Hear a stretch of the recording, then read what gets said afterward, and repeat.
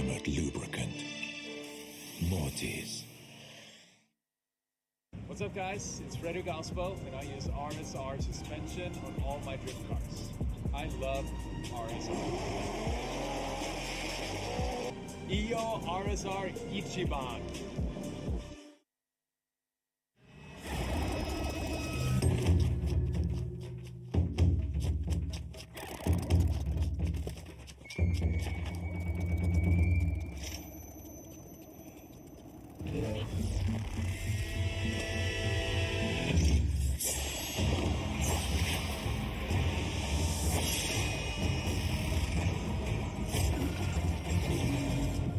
Made in Japan.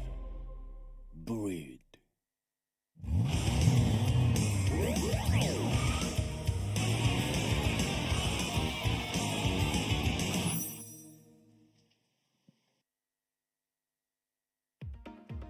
Drift fans from all around the world, we finally made it. It's been a long 140 days, but here we are for the 2003 Yokohama Tire presents Formula Drift Japan FDJ2 Round 1 here at the SUZUKA Twin Circuit. This is the 10th anniversary of Formula Drift. So just like our forefathers hitting their 20th year, here we are in our 10th year.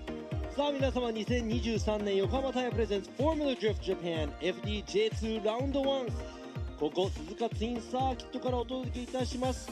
開幕戦で、今年も新たな戦いが始まりますが、なんとフォーミュラドリフトジャパン、今回 J2 なんですが、フォーミュラドリフトジャパンは10周年を迎えて、今までさまざまなバトルがある中、これからどんどん、熱い走りを皆さんに見せていきたいと思いますが、こちら、あいにくの天候なんですが、午前中からずっとウェット、先ほど J3 の方も、予選を行いまして、その中苦戦しているドライバーいっぱいいました。Obviously it's wet, it's been raining since this morning, and we just had the J3 qualify done, and a lot of drivers were struggling.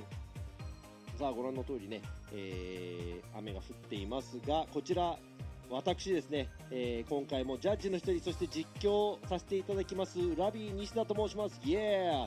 Robbie Nishida here. I will be one of the judges and also will be commentating alongside with... Once again, I'm here, guys. Kenny Harris. I'll be here on the English side trying to kick in and out while he's doing the Japanese and English, because this is a one feed for both Japanese and English. そしてライブストリームがね、日本語版、英語版両方一緒になっているので、こちら、僕の、一緒にね実況していただくケニー・ハリス、の方が英語の方で実況しますが、僕の隣にいるのが、今村陽一ジャッジです。 FDJ ではいつもジャッジを務めていただいています。そしてその隣にいるのが我らがレジェンド深田忠宏大先輩ジャッジが、一番奥にいらっしゃいます。 So we got Yoichi Mamura to the side of me. He's always the FDJ judge throughout the FDJ and J2s, and for J2 we have a guest judge here. It's Tadahiro Fukada. He will be joining our panel, and there's going to be 3 judges, and we're going to be doing the qualify today. このまま予選を、この3人のジャッジで行いたいと思いますが、こちらエントリーリストの方なんですが、ちょっとね、リストに載っているドライバーで今回 J2 の方1戦目来れていないドライバーもいらっしゃいますが、年間エントリーで47台、そして今回、来ているドライバーが39台と、いうことで、その39台のドライバーが16台に絞られるという今日の予選。 We have 47 drivers entered for the year, and we only have 39 that are here. So some of the drivers that are on this list may not be here today. But we have 39 drivers that are going to be down to 16. We're going to do the top 16 qualify here, and we're going to do the tandem tomorrow. So 非常に激しい戦いになりますが、新しく入ってきたドライバーや常連組、そして海外のドライバー、女性ドライバーなどなど多彩な顔ぶれになります。There's a lot of drivers from foreign to veterans to young drivers to female drivers. It's going to be an exciting one. And right here, FDJ2 といえばですね、横浜タイヤのワンメイクで行われています。このタイヤはアドワンネオバー8009です。Brand new tire that they debuted last year from Advan Neova 8009. This is the FDJ2 spec tire. ワンメイクタイヤということで、グリップの差はイコールコンディション、そしてこのタイヤの使い方ですね、あとは車の、作り方、すべてがね、勝敗の鍵を握る。ドライバーのドライバビリティも、必要となってきます。You need the drivabilities of the drivers, how you set your car up, because it's all going to be equal. All the drivers are going to be on the same tires, same grip level, and everything. So, 今回ですね、審査方法の、説明 V が流れると思いますが、 We're going to go ahead and see how we are going to be judging this. Let's go ahead and check this out right there. For the qualify, we have Formula Drift Japan, FDJ2 and FDJ3. それではフォーミュラドリフトの審査方式について説明しよう。フォーミュラドリフトは3人の審査員によって審査が行われる。各審査員は走行ラインをチェックするラインジャッジ、ドリフトアングルをチェックするアングルジャッジ、そして走りを統括的にチェックするスタイルジャッジが担当する。ラインジャッジ、アングルジャッジの審査のため、コースには4から5カ所の審査ポイントが設定されている。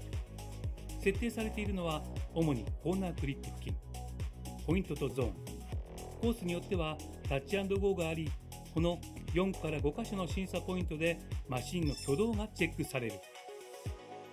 ラインとアングルジャッジは審査のポイント1箇所につき最高5点または10点。審査ポイントは全部で4から5箇所、最高30点がドライバーに与えられる。もう一つがスタイルジャッジ。スタイルジャッジは主に走行中の車全体の流れをチェックする。このスタイルジャッジでは最高40点が与えられる。すべての点数を合計すると最高100点。ドライバーたちはこの100点を目指しチャレンジするのだ。さて、審査基準は次の通りである。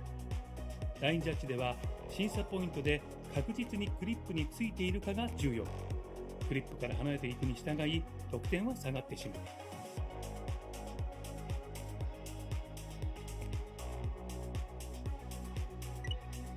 アングルジャッジはクリップでのドリフトアングルが審査の対象。当然アングル、角度が大きいほど得点は高くなるが、戻ってしまったり不安定な場合は減点の対象となる。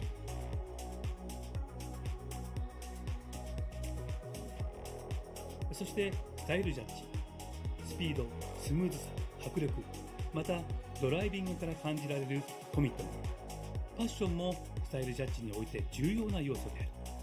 審査では車の不必要な挙動、ブレやふらつき、メリハリのない走行などが減点の対象となる。またスタート時のエンジンストップ、フライングやパイロンタッチ計3回、審査コーナーでのスピンは即座に0点、コースからはみ出した場合は減点または0点の場合もある。ステアリングの角度が0度になるようなアンダーステアも含め、審査員の判断で0点になる。この審査ポイントの設定は開催されるコースによって変わり、大会前に審査員からドライバーたちに伝えられる。このようにフォーミュラドリフトは3人の審査員により厳正なジャッジが行われている。サーキットでは皆さんもドライバーの得点を予想しながら観戦すると一層楽しめるはずだ。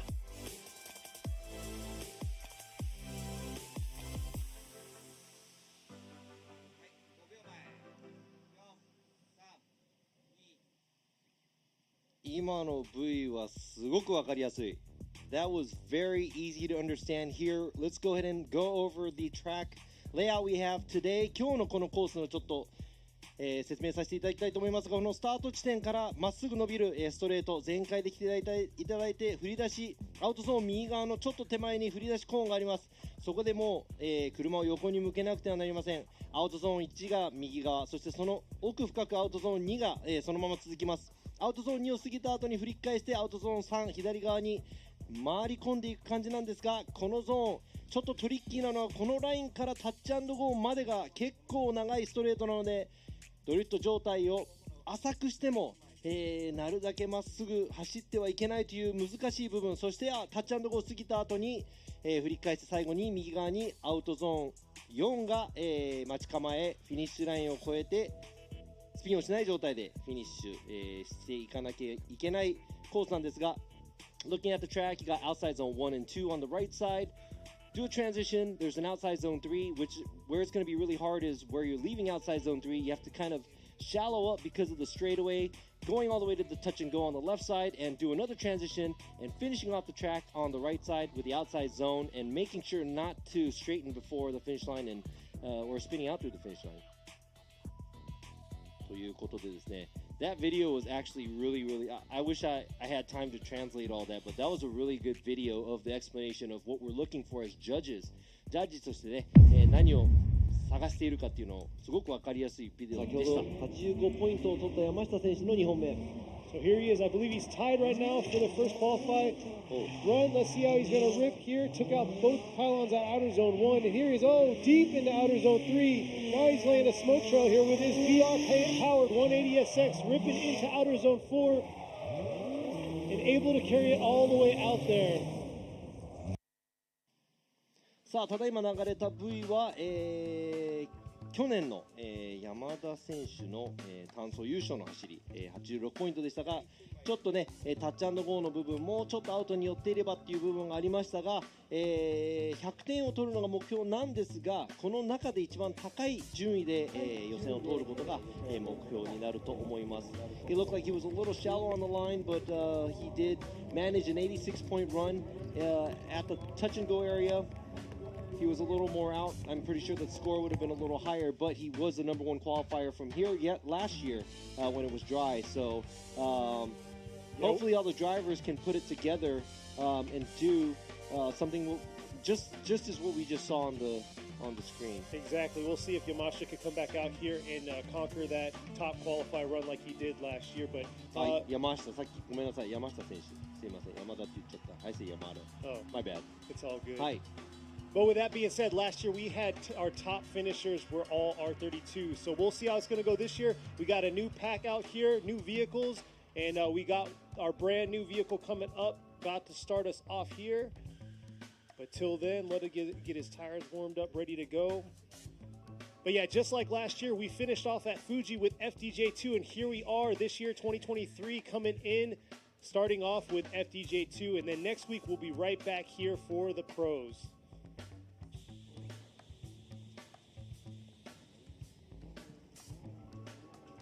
さあ、今ですね、FDJ2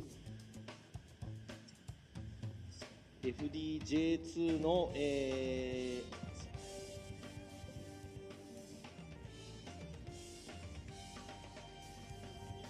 さあ、フォーミュラFDJ2 開幕戦1本目の走り、the first driver for the first qualifying run here at FDJ2. Yokohama Tire presents FDJ2 Round 1. ゼッケン104水野俊彦選手 Black Lack MY ガレドリ海鷲倉温泉。 Let's see how he's going to do here in his new S15. Mizuno has to lay a solid run here, but we got a wet track still. Looks like the rain's holding up. But we'll see how he did during practice and see if it all collected himself coming into this outer zone 1, starting us off here for the 2023 season. Not too bad, carrying it into that outer zone 2. Beautiful transition into this outer zone 3. Oh, but too much. And like last year, that was the danger zone for them. Overcooking the tires out of outer zone 3 and not able to carry it through to the transition of the touch and go to outer zone 4. So, I know it's slick out there. まあ路面のコンディションもね良くはないので、とりあえず1本目探って走ったような感じなんですが、残念ながらスピンをしてしまいました。He lost it at the outside zone 3. Hopefully he could recuperate himself, come back stronger for the second qualifying. Exactly, it's a solid built S15. Unfortunately, it's not all about the power today. It's all about the control of the vehicle and the driver themselves. そうなんです。今日はね、ウェットということで、パワーが全てではなく、このどのぐらい我慢ができて、どのぐらい車のコントロールができているかっていうのが本当に重要になります。Yeah, it's patience. When it's wet, you have to have patience and also total car control because the car could be snappy and do anything it wants to in the wet. さあ。現在タイヤのウォームアップをしている、ドライバーですが、ゼッケン144ダニエル・メスマー選手 Sideways Experience、 こちらオーストラリアから、の出場ですね。 He's from Australia, right? Yeah, and I was talking to him and he says he literally got this car ready to go, dialed in yesterday. 昨日車が、出来上がったばっかりと、いうことなので、かなりのリスクを背負っていますが、メスマー選手がどんな走りをしているのか。Let's see what Mesmer is capable of doing in this vehicle. Yes, let's see. The sideways experience, he said they hooked him up, got him squared away, and here, let's see the show in this S15, first run of the season for him, coming around, oh, dipping two tires, taking out that rear bumper, and startling him there after that outer zone 2.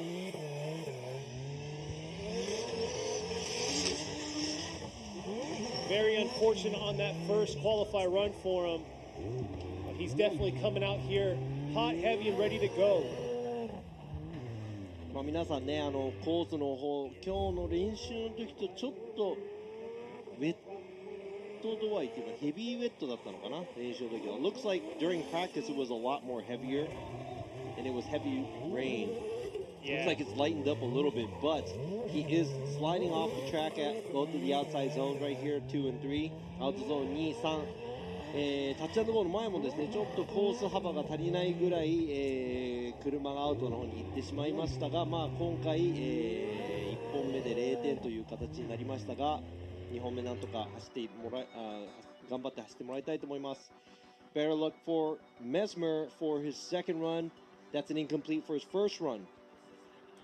Now, 現在ですね、コース清掃を行っておりますので、今しばらくお待ちください。Give us 1 second because the track guys are cleaning the track up. Yeah, and like somebody said, like I said to y'all, like every year, I watch y'all on the chats. Y'all are my fan base out there who I'm talking to. And yes, there is a massive pothole leaving outer zone 3 into that touch and go that they got to avoid. It's just been rutted up throughout the runs they've been doing for practice and all that. That's just the conditions of the track. そんで今回鍵になるのがアウトゾーン3から出ていく姿勢がタッチアンドゴーの方に、どのぐらいね浅角でも、ドリフト状態をやめないでまっすぐにならない状態でいかなきゃいけないっていうのが難しいポイントだと思います。Leaving outside zone 3 to the touch and go is probably the most hardest part of this track.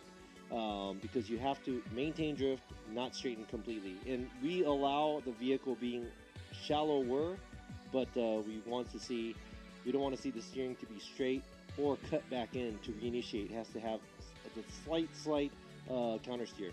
さあ続いてのドライバー、ゼッケン13番、中村マイキーレーシング with 南米。こちらね、100に見えますが、実は90です。Looks like 100, but it's a 90. Yes, 90 with an outer shell of 100. Mike looks like has a huge fan base out here on the live stream. Coming around outer zone 2, beautiful job. Ready to rip around to this outer zone 3, filling all the zones, making it look easy for all these drivers.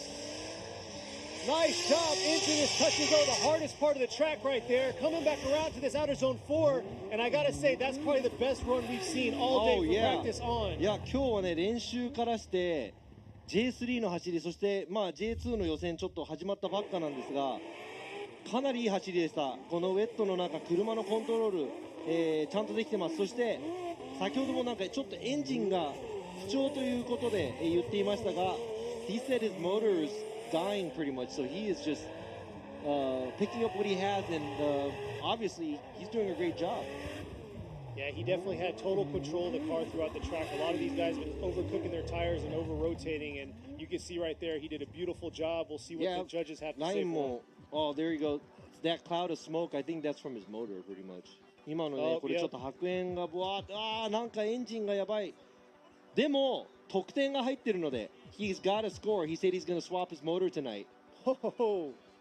予選通ったら今夜エンジン乗せ替える予定と言っていたので、多分この1本だけです。もう走り、多分エンジンブローか何かしてると思います。82 for the first82点です。qualifying run. 82. That's the way to start us off right there. Oh yeah, that was a good run. いや、今のいい走りでした。そしてすごいギリギリ終わってエンジン壊れたという。And you can see right there in the background all the smoke. まさにドラマチックです。ちょっとですね、コースの方確認。出口のところ。There might be oil on the track after the finish line. ちょっとオイルの修正をするみたいですね。Unfortunately, they have to clean up the oil. There's an oil spill after the finish line. Thank God it's not through the track. So we'll give the guys some time to clean the track up. But yeah, thank you all out there for tuning in to us. We really do appreciate it. We're starting off, like I said, with FDJ2 first this week. Next week we'll be back for the pro drivers in Formula Drift Japan, and we'll see who's going to top that, especially with all the new drivers coming in. And as you can see on the drivers list that was posted earlier, we have a lot of new drivers coming into the FDJ2 series, just making Formula Drift Japan that much better. Yes, just as I wasn't listening. He usually doesn't listen to me. ケニー、今ちょっとね、今いろいろあったんですけど、ケニーが言ってたことを全く聞いてなかったんですけど、I'm used to that. 今ね、コースのチェックをしていますが、looks like they are checking the course to make sure that the judged area is okay. このジャッジ、エリアですね、ジャッジをするコースの中、の部分が大丈夫か多分確認をしていると思います。安全確保ができたらこのまま、進んでいくみたいです。Looks like if it's safe enough, they're gonna go ahead and go because it is after the finish line. That's what I like to hear. And there you go. That's the four-wheel drive high ace Formula Drift Japan van. FD Japan のオフィシャルのこの4駆のハイエース。車引っ張ったり、消火器積んでたりいろいろありますが。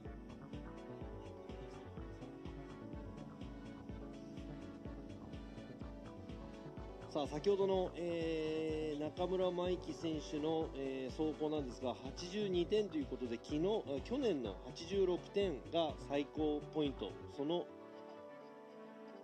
82点というのは結構多分高い得点だと思うんですが Looking at last year's number one qualifier was 86 points. Nakamura just did an 82 point run. That sounds like it's a pretty high score. Maybe he's in it because I'm pretty sure there's going to be a lot of drivers going after this, but 82 is a pretty high score, I think, considering what we saw from last year. Exactly, and he put it all on the line right there, blowing his engine right at the end. But you're definitely right on that. It's what we've seen earlier, and a lot of y'all asked about the whole FDJ2, FDJ3. There wasn't a lot of an explanation for that, but yeah, we have now an FDJ3 series that feeds into the FDJ2 series. If you want to explain a little bit more, Robbie.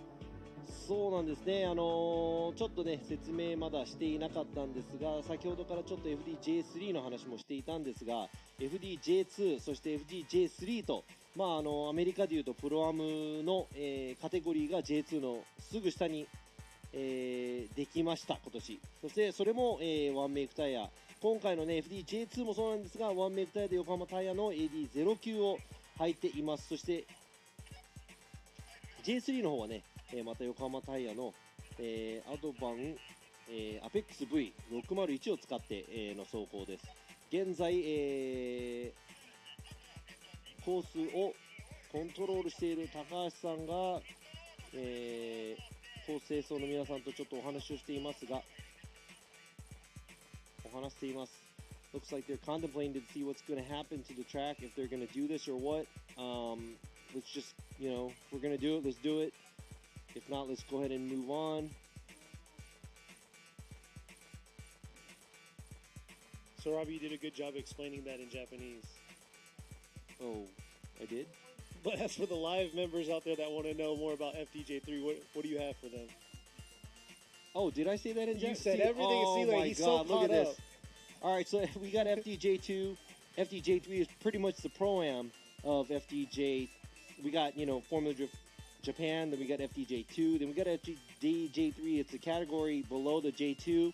The cars, the tech is a little bit different from J2. The tires that they use is still a spec tire series where they are on Yokohama Tire Advent Apex V601s.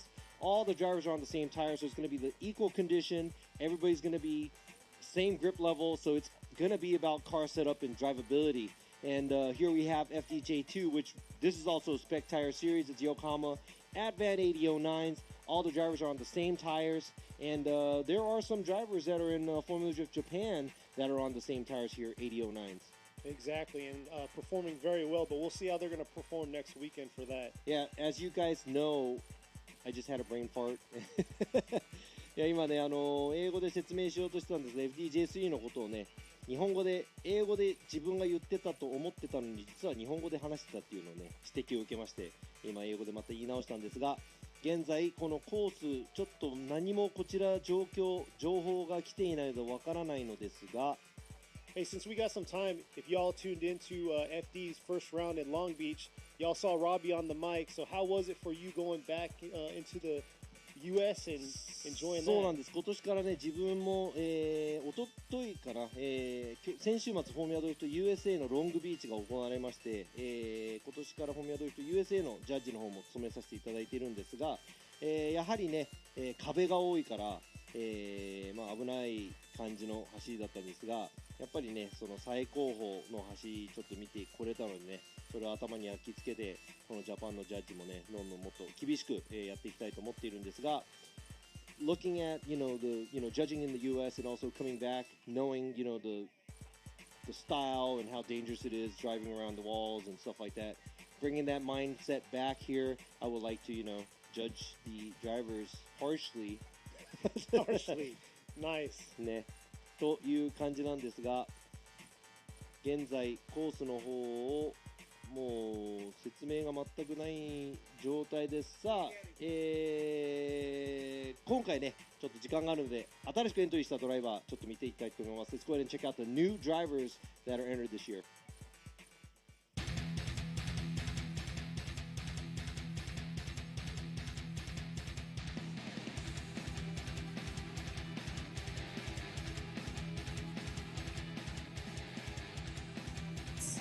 今年で20歳になります。今19なんですけど、19で今年20歳になります。で、ドリフト歴が2年ほどですね。大体2年ぐらいになります。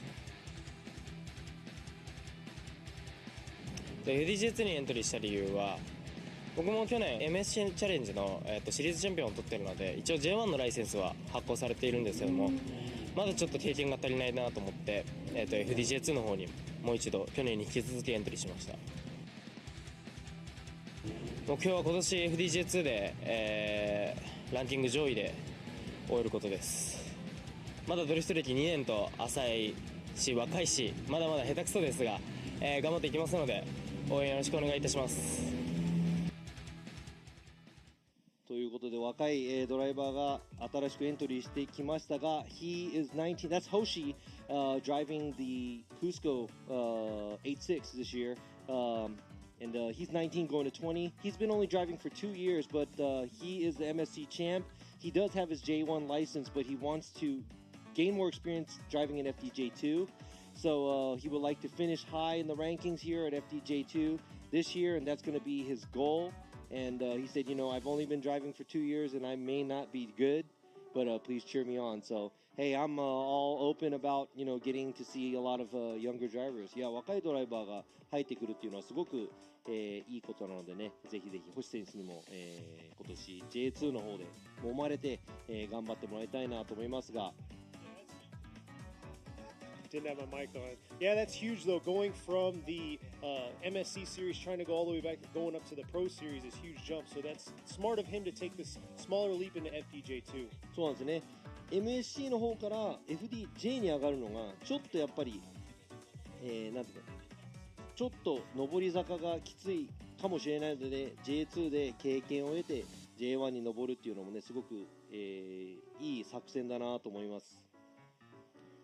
Looks like the drivers are almost done here, but I think we're going to check out another one of our new drivers. そうですね、もう一人、新しくエントリーしているドライバーの方をちょっと、見ていきたいと思います。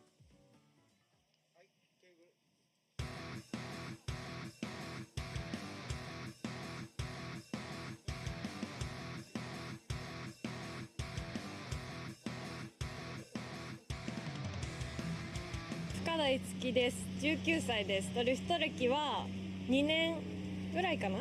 2年3年ぐらいです。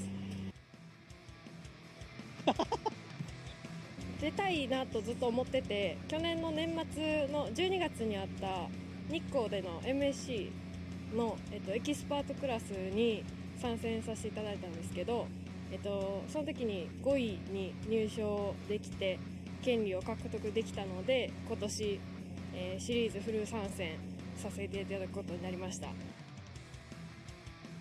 今回は、まだ車も慣れきれてなくて初めての雨なんで、とりあえず無難に予選を通れればいいかなと思っております。頑張ります。深田いつきです。応援お願いします。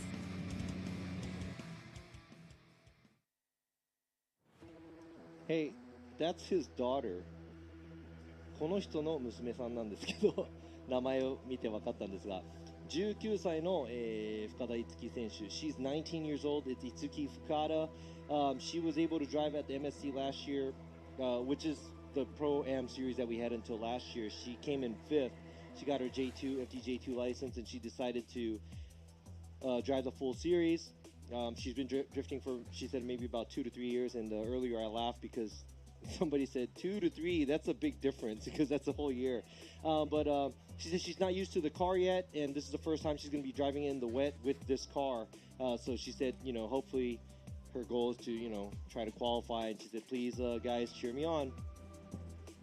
So another driver, またね、若いドライバーが2人続きましたが、その若いドライバー2号のドライバーがなんと深田という名前だったんですが、深田選手、深田ジャッジどうでしょう？偶然でしょ？びっくりしました。名字が一緒だったら、ね。そうです。そうですよね。俺もびっくりしました。そうでしょうね。はい。So we're like, hey, Fukada, it's the same name. And he was like, oh, yeah, I was surprised too. It's like, it must be a coincidence. But yes, she is, her father is Fukada, and he does drive in the FDJ series. He has been driving from the day one. でね、お父さんが深田選手、今回深田ジャッジなんですが、深田ジャッジの、フォーミュラドリフトジャパンも、1戦目からずっと、出続けているベテランドライバーなんですが、やっぱりこうやって娘さんが同じ競技、に出ていくにつれてどんな気分で見守っていますか？どっちもありますね。なんていうんですか、この車の業界というんですか、レースがやっぱこう盛り上がるために、出てもらってもちろん嬉しい部分もあるんですけど、やっぱこう女性なのでそういうレース出て大丈夫なのかなっていう親的な。なるほど。He's happy to see her in this, the same environment that he's been in, this whole car society. But also, on the other hand, as a father, he's kind of a little worried. She's a girl. He's worried to make sure to see how well she's going to do. 今回はこの出場にあたってなんていうんですかね。なんでそんなすごい真面目な目してるのね。こんな真面目な顔見たことないですけど。やりづらいというかなんかね。I've never seen him this serious. Like he looks awkward. もちろんね娘さんなんですが、僕らこのねジャッジが3人いるということで、もちろんそういうね、娘だからといって多分甘い、得点は出さないのはもちろんなんですが、that is his daughter, but there's 3 judges here, and I'm pretty sure that he's not going to be giving her any freebies, and that's not going to happen. That's why we have 3 people. Oh yeah, for sure. My question is so he's in a JZX 100 Mark II, she's in a JZX 100 Chaser. So did you con her into going into JZX 100 because she was in an S15 in MSC? そうなんですよ。お父さんも100のマーク2、娘さんが100のチェイサー。で前走ってたのが1号だったんで、はい、どうしてこれなんか騙して100に乗った方がいいっていうふうに言ったのか、与えたもう1号ダメだよみたいな感じになったのか。いや違う、それがね、この前の去年の日光 MSC あったじゃないですか。あの時に初めて僕の車でエキスパートクラス出たじゃないですか。その時のスワラー V を乗ってすごい走りやすいと。覚えてるよね。はい。お父さんよりね。いやお父さんよりすごかった。お父さんより超すごい。急にもどもどすな。So Fukada said he lent his car to her at Nico, and she did a fabulous job. And we remember, we're like, oh man, she did better than her dad. But after that, she realized how easier it was to drive one of those cars. She said it was more comfortable, and that's why she decided to drive that car.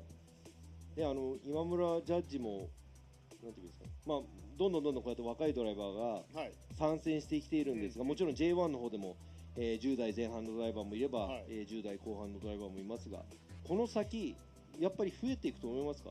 増えていくんではないかなと思いますよね。また新しいカテゴリーの FDJ3 が出た時にやっぱりこう名前の知らない人たちが出てきてるじゃないですか。でやっぱそういうドライバーたちがどんどんステップアップしてきて勢いもついてくるんで、今から少しずつはまた増えてくるような気はしますけどね。はい。Yeah, seeing all these drivers, we have early teen drivers in FDJ and late teen drivers as well. A lot of younger drivers are kind of stepping into this competition, so we are looking forward to seeing a lot more younger drivers to come and compete. That's why we also have the category where it's FDJ3, where it's a lot easier for the drivers to join the competition and move up the ladder to make it out to FDJ. さあ、こちらで皆さん雨の中、ちょっと雨がやんだ少し止んでるのかな。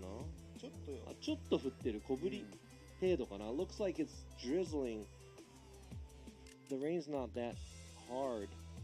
Yeah, But- for the viewers online, if you're just tuning in, they're trying to get the track cleaned up because looks like Mike's JZX 100 might have blown an engine right at the finish. Did a solid 82-point run. That was our third run for this first run of qualifying here for the 2023 Formula Drift Japan FDJ2. Yeah, thanks a lot, Mikey. I'm just joking.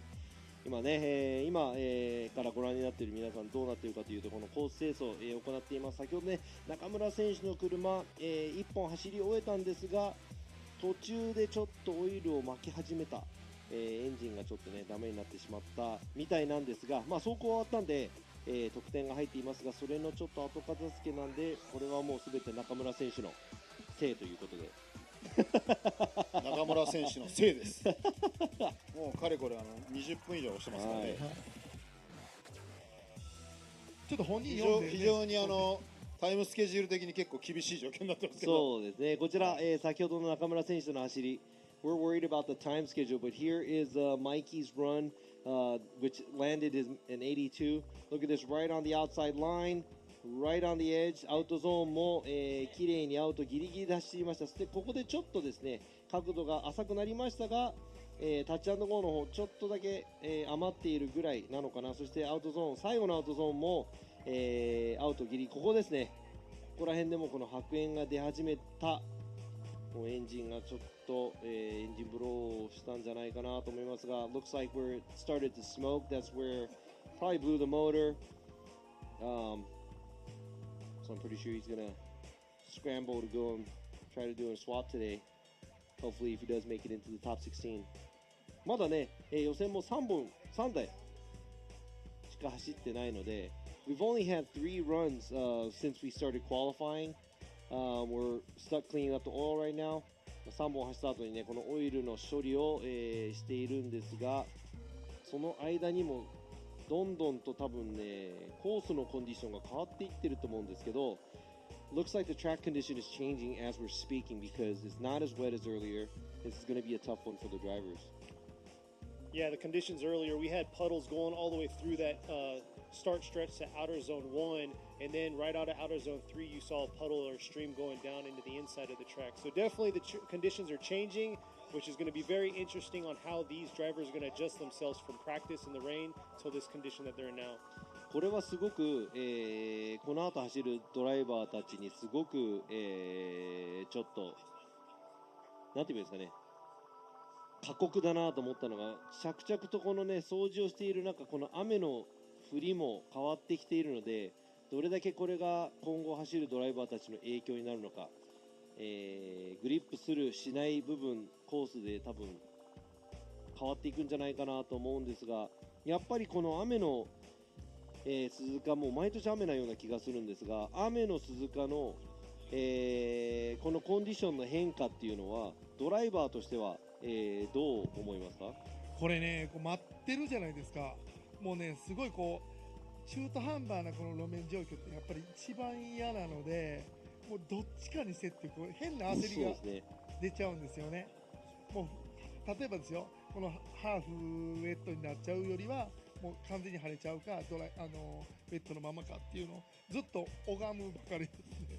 祈るばかりと言います。 So the question was, talking about the track condition changing, asked Fukada as a driver, how does it feel? Because I'm pretty sure he's been on this track before when it's wet. He did bring up where this is probably the worst, where you have to wait for the track and it's changing. He'd rather see it all wet or all dry. There still is some rain coming down, so I'm pretty sure it's going to keep it damp on the track, but it's not heavy wet or, completely dry. So I'm pretty sure there's different areas on the track that's going to grip more and slide or grip more or have less grip. さあ、軽トラの方も入ってきましたが、こちらね、ちょっとですね今清掃中、もうちょっと、清掃しているのかなという部分ですが、少し、こちらも、ちょっとですね、その間に皆さんこちらをご覧ください。We'll be right back after these short Commercial breaks.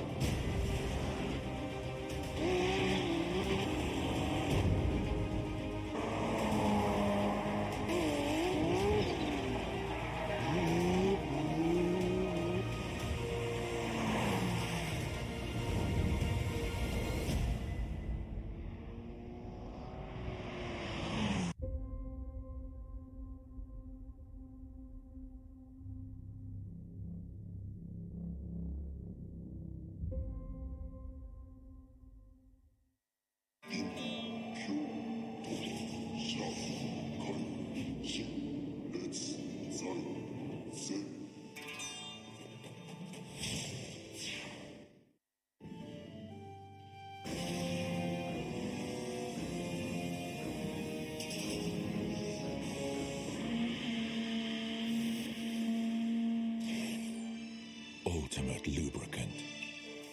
Mortis. What's up, guys? It's Fredo Gaspo, and I use RSR suspension on all my drift cars. I love RSR. Iyo RSR Ichiban.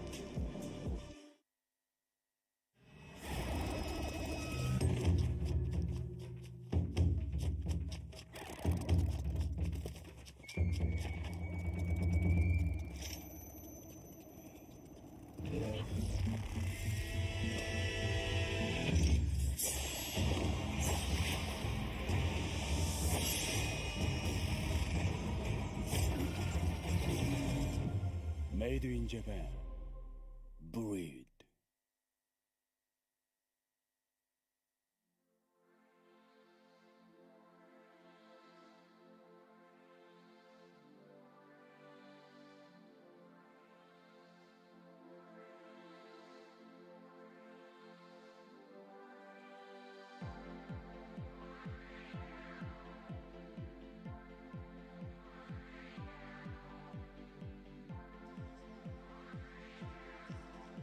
さあ2023年横浜タイヤプレゼンツフォーミュラドリフトジャパン FDJ2 ラウンド1、こちらね鈴鹿ツインサーキット今ですねオイル処理の方もうすぐ終わると思いますが We're getting the track cleaned up here at the 2023 Yokohama Tire Presents Formula Drift Japan FDJ2 Round 1 Suzuka Twin Circuit.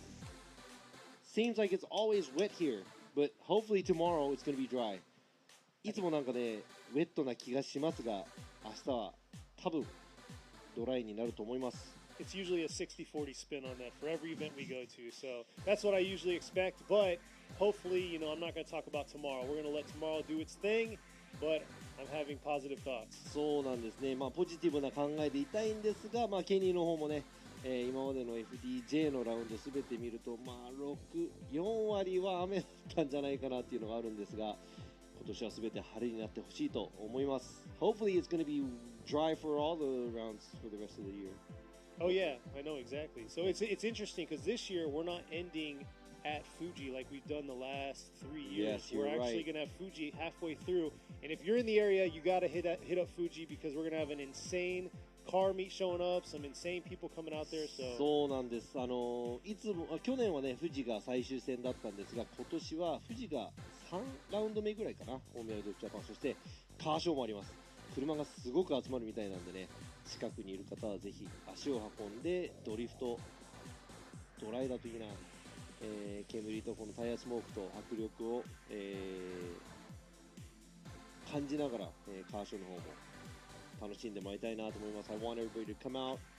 Watching drifting live is always the best. Live stream, it's great. Great technology. If you can't make it out to the tracks, I understand. And for those of you who are overseas, obviously you're not going to be able to come to Japan that easily. But the borders are open. they are open, and I must say, there's a lot more foreigners here. Oh yeah, I've ran into so many friends that came here. やっぱりね、この渡航制限がないということで、まあ、海外でこのライブストリームを見ている人たちも簡単にね、日本、まあ、簡単じゃねえか、飛行機のチケットを買えば簡単に日本に来れるので、ぜひぜひ足を運んで、このフォーミュラドイツジャパンのラウンドも遊びに来てもらいたいなと思います。And come say hi to us, right? And he's to us. cooler than me for sure.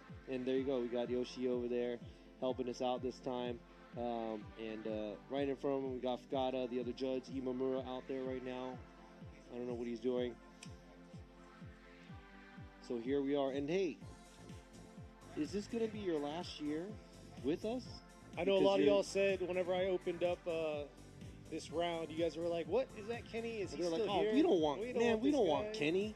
This guy's a scrub." But yeah, unfortunately, I am gonna make it this year for all pro rounds. I might not be able to make it for the last round for FDJ2, but I'm gonna try to be here as much as I can and stick around. But unfortunately, I will be moving out of country, and I'll be heading back to the States. そうなんですね。英語のねライブストリームでね、ずーっとお世話になっているこのケニーもなんと今年、まあ日本にある米軍で働いているケニーなんですが、今年のね8月で、日本の任期が終わってしまうということでテキサス州の方に引っ越してしまいますので、できる限り、FDJ のラウンドは、最後まで、今年付き合ってもらえるかもしれないんですが、 J2 の方は最後の方はもしかしたら来れなくなってしまうかもしれないです。 Yeah, but I gotta say, it's been an amazing ride this whole time due to this man right here. But yeah, shout out to the family, the Formula Drift Japan family, and the drivers like Fukada himself. Definitely a good character to hang out with. He's awesome. He's been awesome from day one, coming up to me and joking around with me and trying to speak English while I try to speak Japanese. So this family's been here with open arms for me, and then y'all out there that view in, I really appreciate the comments. And he wants me to stop talking so he can translate. このね、ケニーが英語でバーって言うとね、長くなればなるほど日本語に訳すのが大変なんで、ちょっとストップかけなきゃいけないんですが、今ね、ケニーが言ってたのが、まあ、このフォーミュラドイツジャパンのファミリー、があるんですが、まあ、もちろんね、一緒に、イベントをやっている皆さん、そしてドライバーのみんな、今ね、深田選手の方も最初からちょっと、まあ、いっぱいふざけたり、なんとか英語で話したり、彼もなんとか日本語で話したりっていう、こういうね関係性というのはすごくこの先も彼も覚えていくことなのでね、まあいい経験ができたということを言っていました。I think I said everything you wanted to say, it's but okay. let's save that till later. Exactly. We have a full 今そん season な of 話 this. してる場合じゃないんです。今ですね、コース清掃の方をコースの、清掃員の方々が今行っていますが、I think they're almost done with with the cleaning up the track. I gotta say, we're only 3 cars in out of the 39 we have. So we have 36 more drivers to go. That's just the first round of qualifying, and we'll be going right back through the 39 drivers. So yeah, it's been an extensive delay, but we're just making sure that the track conditions are set and safe for these drivers to go on their first qualify run along with their second. そうなんです。ライブストリーム始まってもう40分ぐらい経つんですが、まだね3台しか車走ってないんで、ちょっとね、なんとか、早く走行できるといいなという、思いですが、コースの清掃も皆さん頑張ってやっているので、じゃあ温かく見守りながらお待ちしたいと思います。Like to sit here, you know, the guys are trying their hardest to get the track cleaned up. Maybe about 5 more minutes or so, 5分ぐらいかな。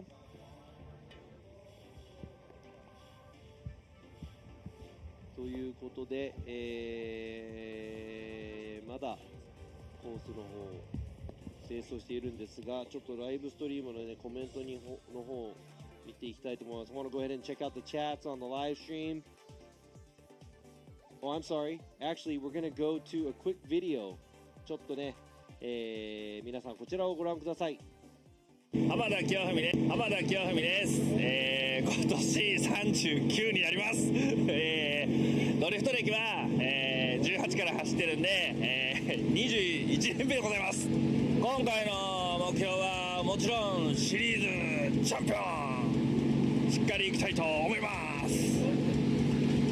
ドリフトの魅力は人に見せるその過激な走り、派手な角度、とんでもない大量の煙とかギャラリーアピールすることがやっぱドリフトの魅力だと思います。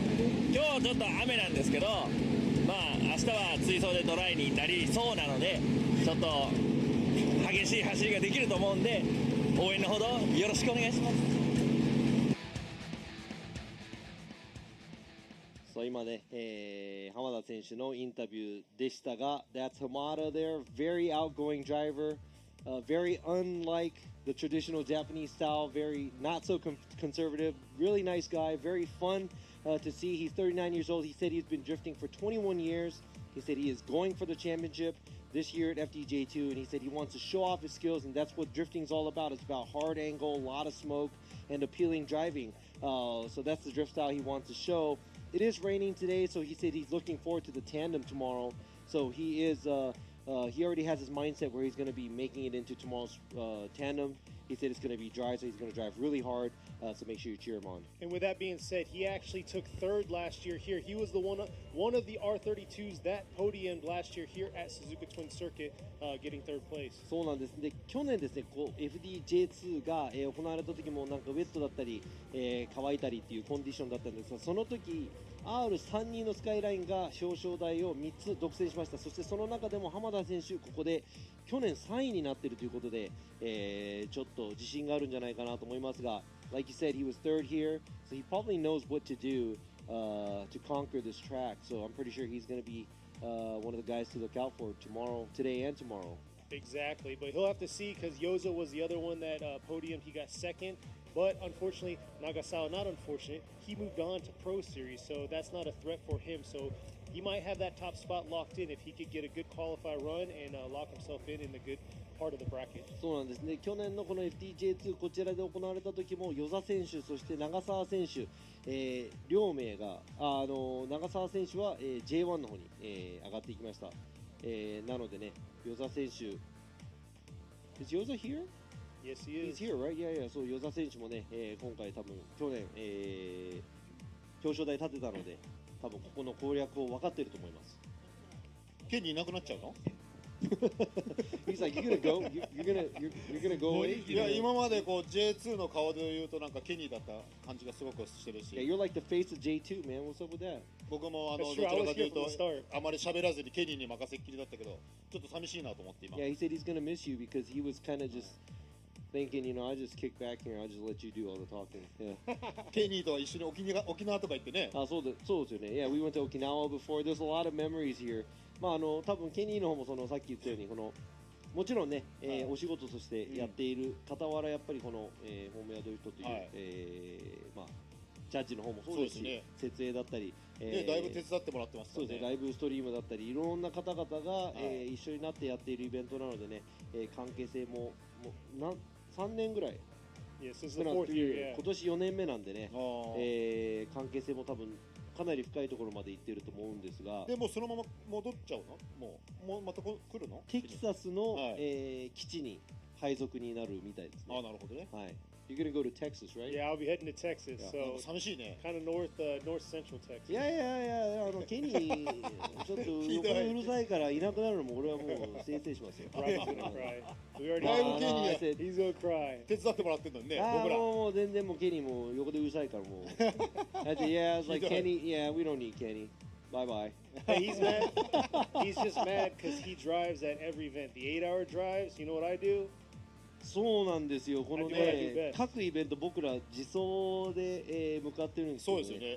毎回僕ケニーを連れて、ケニー絶対運転しないんですよ。だから僕、岡山も8時間自分で運転とかなんですよね。Hey, he's an ex-pro driver. What do I expect? I'm not an ex-pro driver by all means. So got to keep it to the man. でも元プロドライバーといっても普通の道の運転関係ないですよね。Hey, that's normal driving has nothing to do with anything. It has a lot to do. Who drives the trucks? あ、 Ex-pro そうね driver. There you go. トラックとかもいろんな人が役割分担して乗ってるんですが、元プロドライバーの今村ジャッジも、運転してるじゃないかと、指摘がありましたが、皆さん安全運転で、drive safe。ケニーってドリフトは今やってるの？ドリフト最近してない。してないの？ I haven't done it in a while. So if y'all didn't know, y'all saw me in crutches last year. So I broke my hip. 前つくばでやってたよね。そうなんですよ。だから多分去年1年じゃないかな。ほら松葉杖でドリフトしてたの？股関節骨折して骨盤骨折してたんで、してたね。その時多分車乗れない状態で、今に至るにはそんなに最近乗ってないですけど、You haven't been driving so much lately. I know. 反対に、じゃあ岩村ジャッジはどのぐらいの最近頻度でドリフトします？僕は自分の走行会とか練習会とかで結構遊びながら走ったりとかしたり、あと今仲良くしてる人たちと一緒に教えながら一緒に走ったりとかはしてて、意外と結構なペースで走ってますよ、遊びで。So I also asked Imamura how often he did drive, but he does have his own track day events at SLY, and he has the chance to be able to drive with his friends. So he does drive pretty often, more than you'd think. And also for me too, even though we're retired, we still drift because we do like the sport. 深田ジャッジは最近運転してます？なんかやってんの？なんかやってると。ドリフトとか競技出てんの？ちょっと待ってください。競技出てるのの質問の意図がわからないんですけど。なんか出てるんですか？出てます。出てらっしゃる。確か。Yeah, we're just asking to see is Fukada competing? Does he drift? Does he compete? どうなんですか？そっちの方の成績はどうなんですか？じゃなくて。一応すみません、もう一回念のため言うときますけど、フォーミュラドリフトジャパンの方のに参戦させていただいているドライバーの一人だと思ってます。本当に？何このドリフバリの？いや。He's an FD Japan driver, currently competing. He'll be here next weekend? Yeah, he's gonna actually be here next week. 娘さんが走ってるってのは最近知ったけどね。Yeah, we learned that his daughter's driving recently, but we didn't know that he was a driver. 深田君が走ってたのまだ。知ってる。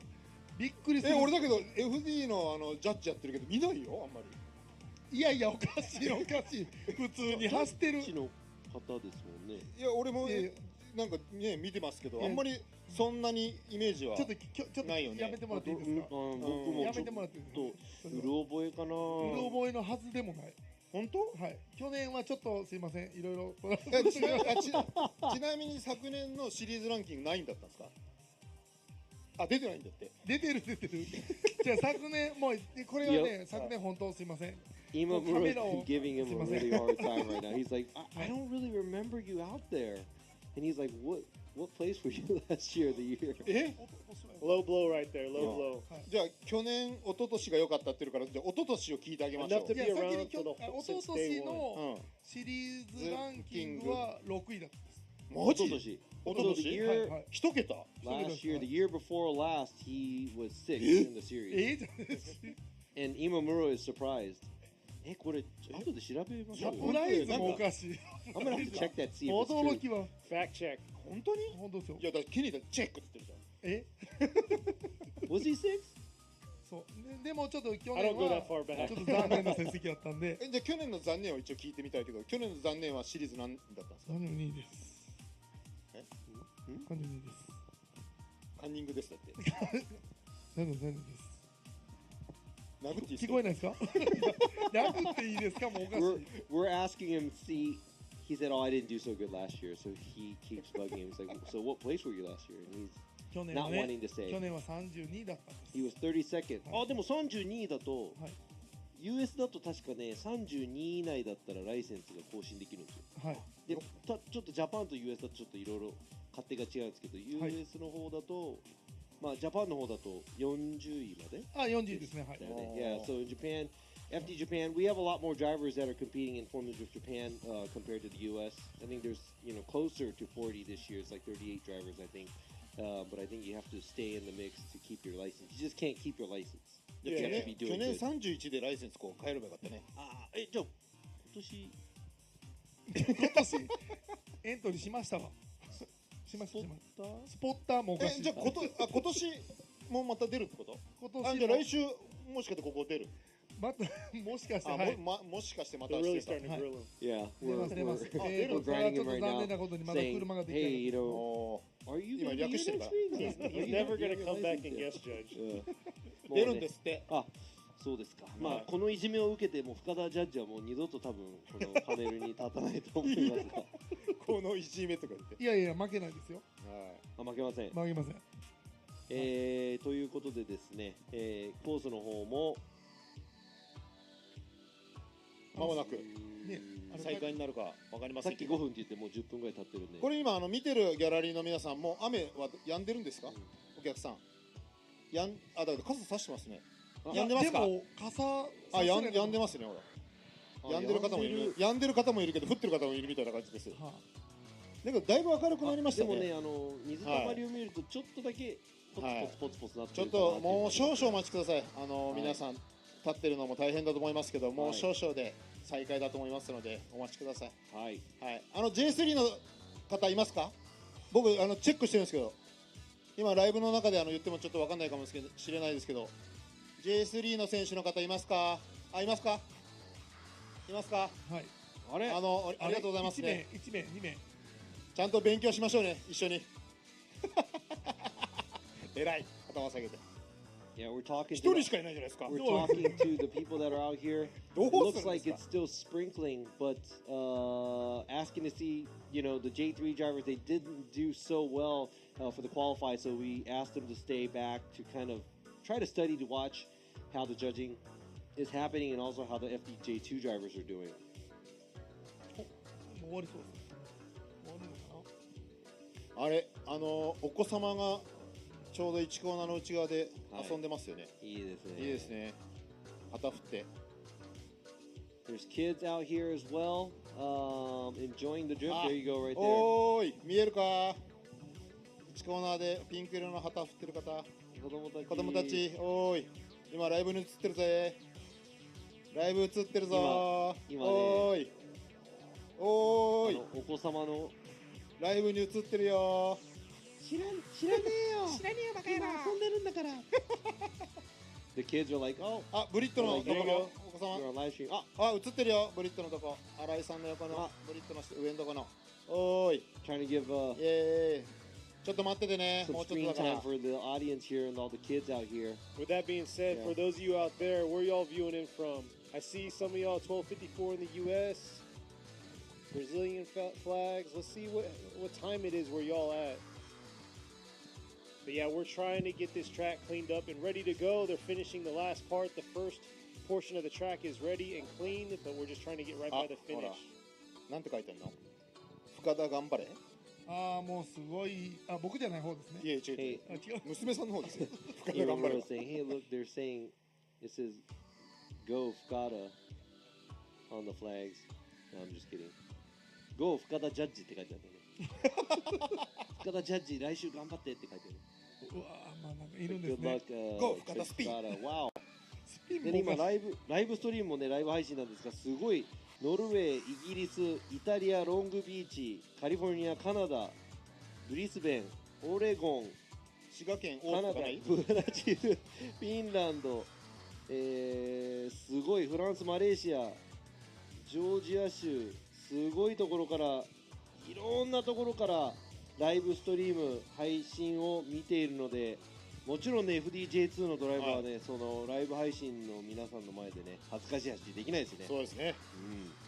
Yeah, we gotta make appreciate you guys watching from all over the place. We said, the FDJ2 drivers, I'm pretty sure they're gonna do, they're gonna drive well to show you guys their skill. さあまたね、皆さんこちらをご覧ください。Let's go ahead and check out this video that we have. Hey guys, my name is Sam. I'm 33 years old. I'm from Australia, but we are here at Formula Drift Japan J2. I've been drifting seriously for pretty much 3 years straight now. I love the sport and I love everything about drifting, so it just made sense to compete. My goal this season is Series Champion #1.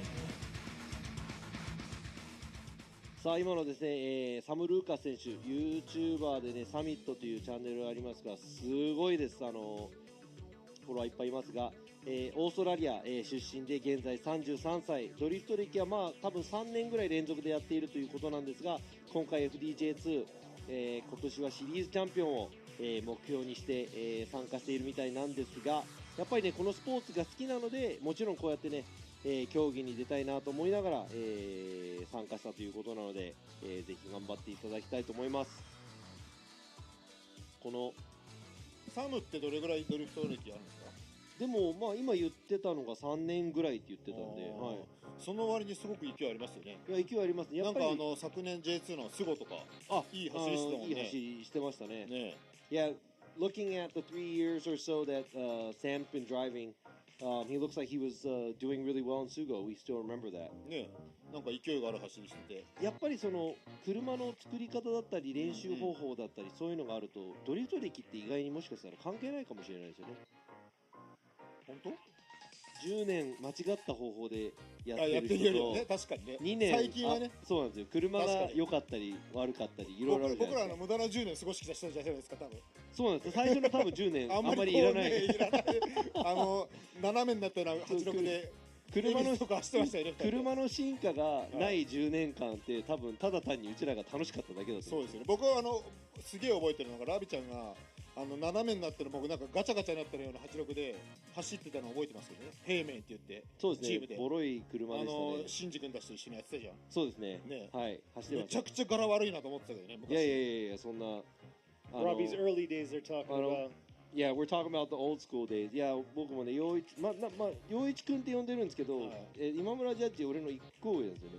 1個上なんだけど、なぜか昔の他の人たちが年上で、陽一って話をしてるから、俺はそのまま名前が陽一くんなんだっつって、それで陽一くんって名前でそのまま来てるんですけど、かなりでももう20、そうだよね、もうだって。多分そんなにすごい間でいつも一緒に走るような感じではなかったんですけど、そうだね、進行って言ったらもう知ってるっていう。結構恵比寿サーキット行ってたじゃん、一緒に。でその間に行けば必ずこう平明の人たちがすごく怖くて僕。いやでもね山梨の86系の人もねまたね違う迫力あるんですよ。それはもうそうなんですよ。陽一くんの先輩方の人たちがね。We're talking about really old stuff about going to Ebisu. We've known each other for a long time. It's not like we hung out all the time, but we've been driving for a long time. And he's saying that, me and some of the other guys from Hey Man was the crew, and he said we were kind of intimidating because it was foreigners. But on the same hand, him and the elders from his team and stuff like that, they're actually some pretty badass guys from Yamanashi, so we were pretty intimidated by them too. But seriously, great driving. And we were talking about the 10 years we lost, but that's the 10 years we had fun. Earlier we were talking about the experience. We have more experience than a lot of the drivers, but I think the first 10 years we didn't really have. That's all a wash because we were just having so much fun. The cars weren't being developed. We were just driving crappy cars. It was just the whole having fun part. And talking about having a crappy car with no guidance for 10 years versus having a good car with good guidance for 2 years. I think this 2 years matters a lot more. Oh yeah, most definitely. I'm still struggling with the 10 years. そうなんですよ。ドリフト歴の話で言うと、長ければ長いほどいいわけではないけど、アドバンテージはやっぱりいろいろあると。だって最近の子たちなんてさ、そんなにドリフト歴なんか長くないじゃないですか。FDJ に出てる新宿のヒロヤ選手もとか、あと真央選手とかなんか数年でしょ。それなのにあんだけのレベルまで来てるじゃないですか。すごいよね今。僕らどんだけ無駄な10年過ごしたのかと思わない？15年ぐらい無駄にしてるから。We might have wasted about 15 years, but let's go ahead and check out this next video. 次の V もあるのでご覧ください。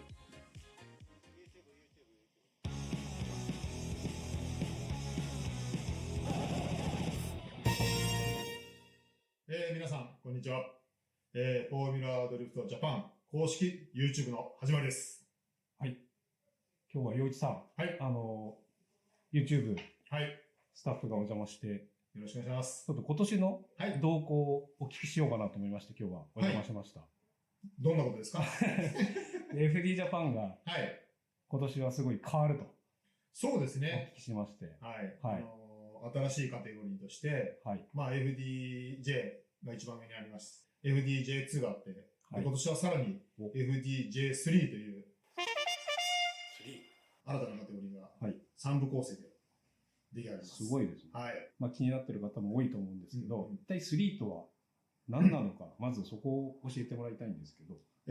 まあ簡単に言いますと、まあMSC チャレンジ、はい、皆さんご存知だと思いますけど、地方戦、各地方でいろいろとワンデーの感じでね、やってました。はい、エキスパートにいた子たちを、こう、ちょっとね、土俵というかね、ワンランクこう、イメージを変えて、で、いろんな企業さんに応援してもらってね、やりたいなっていうので、まあ、なんとなく階段式にね、こう、J2、FDJ に行けるようなね、流れで、そういうカテゴリーですね。はい。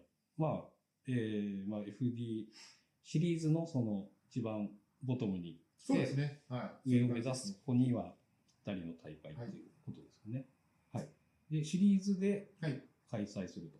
そうですね。もう発表されてますけども。年間のスケジュールが発表されてますのでね。はい。そちらを見てもらいたいんですけど、全部で、6開催か。お、いきなり、そんなに。6回。あるんですね。あります。はい。1、2、3、4、5、6。で、まあ見てもらえばわかるんですけど、一番開幕戦、FDJ2 と閉鎖。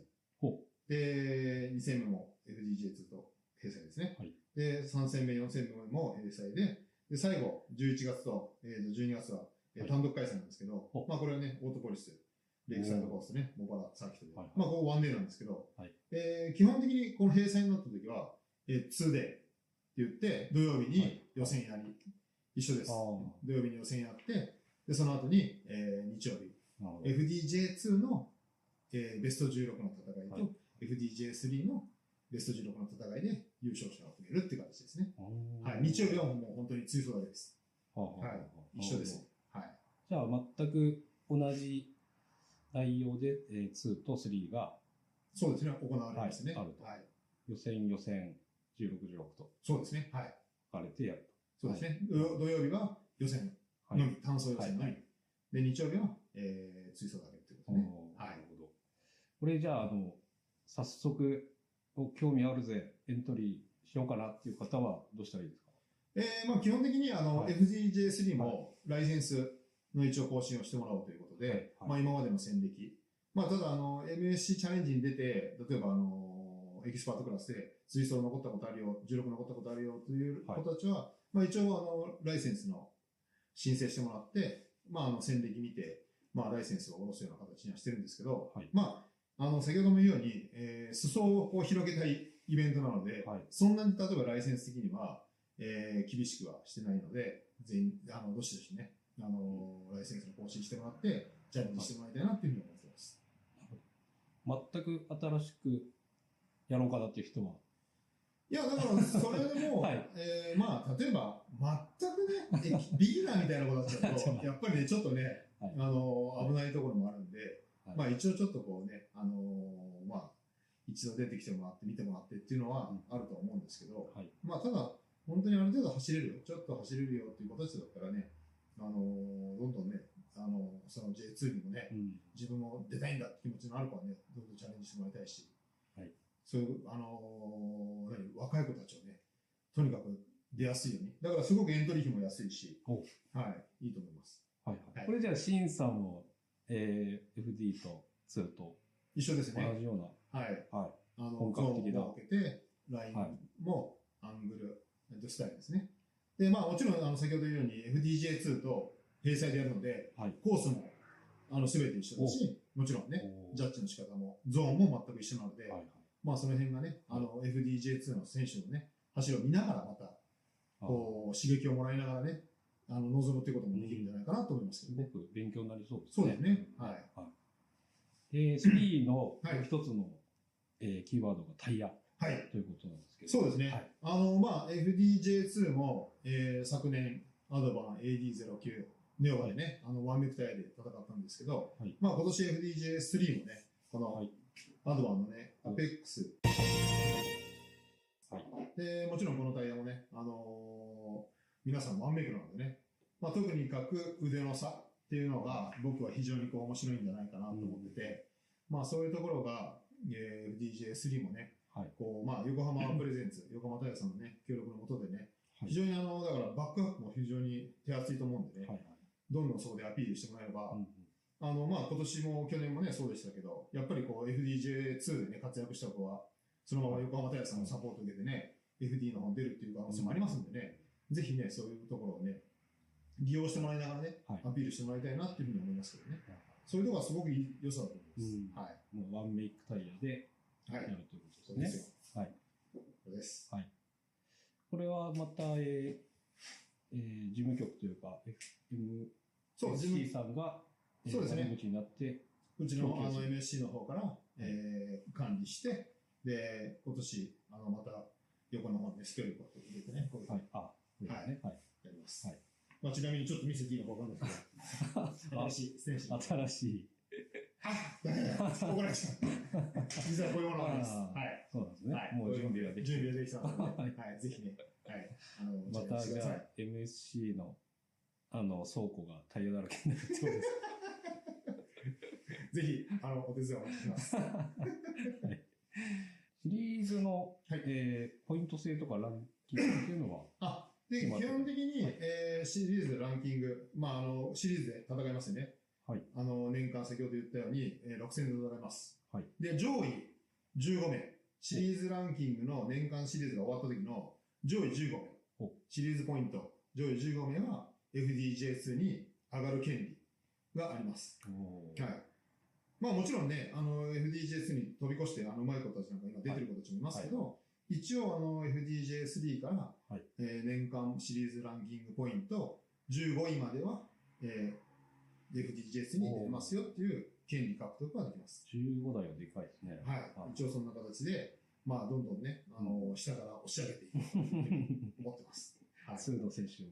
そう、普通の選手も一生懸命頑張らなきゃいけないし、ただ本当にね、年間エントリー台数っていうのも少しちょっと絞らせてもらってて、でないと、やっぱり今スケジュール見てもらうと、FDJ2 もJ1 との閉鎖もあるし、J2 ももちろんスイートの閉鎖もあるので、結構台数的にイベント的にね、1日で回すとなると非常に大変なので、その辺の兼ね合いもあって、年間エントリーしていただいた方たちを結構優先的に、イベントのね、順位制をつけてますので、年間エントリーしてもね、そんなに、負担はない金額になってると思うんで、年間エントリーしてもらってね、出れるとこ出れないとこ、もちろんね、地方も遠いとこもありますからね、楽しんでもらえればいいと思うし、なかなかね、スポットで出たいという人もいっぱいいますからね、そういう方はスポットでね、出てもらえればいいと思います。はい。車両のレギュレーションとかは結構厳しく決まってまだ、公にはなってないかもしれないですけど、そこまで、先ほど言ったように、MSC チャレンジの延長のエキスパートクラスみたいな感じでやってますので、ただ安全性の部分で言うと、やっぱりサイドバーにしてもそうだし、鉄のドアだったらね、サイドバー1本でいいですよとか、いろいろあると思うんですけど、もちろん今度は、例えば、トレーナーっていうのは推奨でね、レーシングスーツ、カートのスーツ見るので推奨でそういうの着てくださいねとか、で、ヘルメットにしても、推奨ですけど、ちゃんとしたね、ヘルメットとか売ってください。で、やっぱりいろんなものを揃えるってね、初めやっぱお金かかるんで、なんとなくそこはね、推奨でっていう形で FDJ3 にしては、そういうふうにレギュレーションしようかなっていう話はしてます。はい。はい。現在エントリー受付中で、今の段階で僕は言っていいのか、P かもしれませんけど、だいぶ多くの台数、選手からね、エントリーというか、ライセンスの申告が、ありますし、エントリーもありますので、ぜひね、僕も初めてドリフトした時に、やっぱり腕一本で勝負しろってよく、土屋健一さんに言われました。はい。で、その腕一本で勝負するときに、やっぱりね、イコールになる条件ってね、なかなか車は厳しいですけど、やっぱりモータースポーツってね、非常にタイヤというところのウェイトも大きいので、そこでね、タイヤが、イコール、ワンメイクというところ、今までドリフトのね、大会で、そういう大会って今まで一個もなかったんですけど、なんとなく僕的にはやっとこういうね、イコールの大会が始まったかなって。非常にワンメイクっていいなと思ってて、そういう大会が始まったのでね、ぜひね、若い子たち、腕一本で勝負して、腕一本でね、上にのし上がっていってください。お待ちしてます。はい。では、皆さんのエントリーをお待ちしております。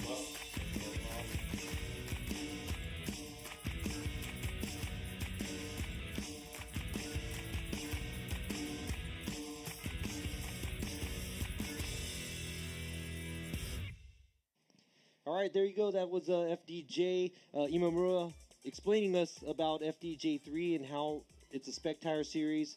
And it's going to be too long to translate. Let's go ahead and go back to the qualifying here. さあ今ね、説明後でまた YouTube の方でもご覧になれる動画なので予選に戻りたいと思います。さあ、ゼッケン67番、大友隆一選手、小松レーシング。So back to what you guys are here viewing. Ultimo is going to show us how it's done in his brand new IS300. Ripping around, can he hold it through? Coming with a reverse entry to outer zone 2, but just overcooked the tires. And like we said before, the track is starting to dry up. It's going to keep those patches, so we'll see how these drivers adjust.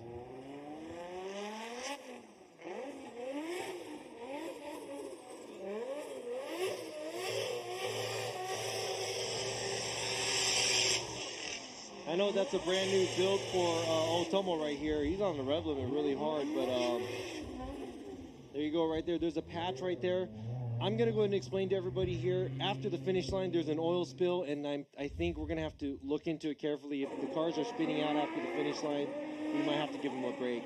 今ですね、この進入でのこういうスピンとか、先ほども多分画像に映っていたんですが、フィニッシュラインの後の方ですね、先ほどの、オイルの処理をしている部分ですね、やっぱり濡れてまして、フィニッシュを超えながらスピンっていうのは本当はダメなんですが、場合によってはちょっと多めに見なきゃいけないっていう部分があると思いますが、ただいまの大友選手の1本目は0点となりました。So that's an incomplete for Otomo's first run. Now the next driver is car number 10.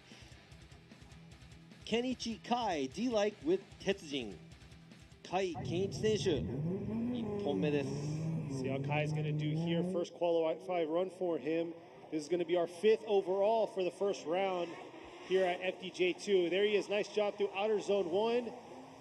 Just getting that last half of that outer zone 2 transitioning. Got a little stalled up there after that outer zone 1, but coming back around real deep into that outer zone 3.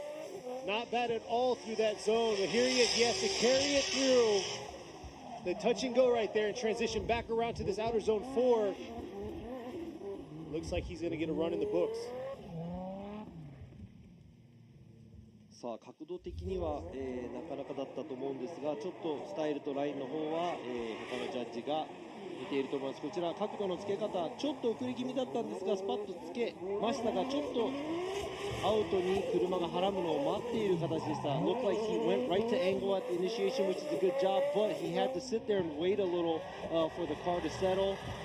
Overall, looks like he's throwing good enough angle throughout the track. Let's see what the score is going to be.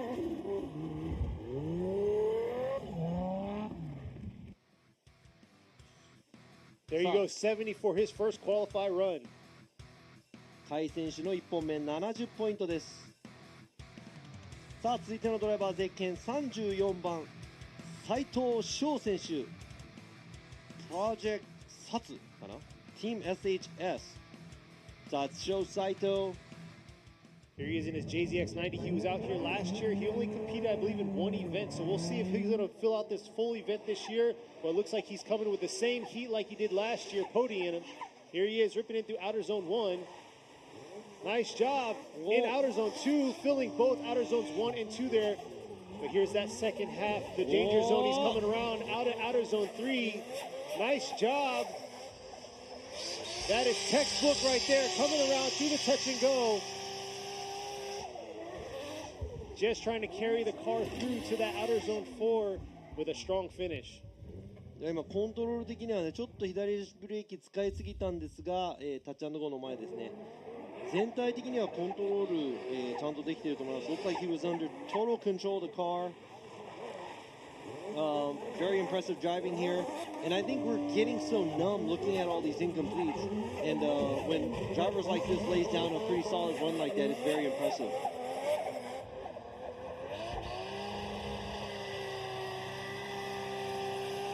You can see right there, he could be a little bit deeper in that touch and go, so that's something he can improve on his second qualify run.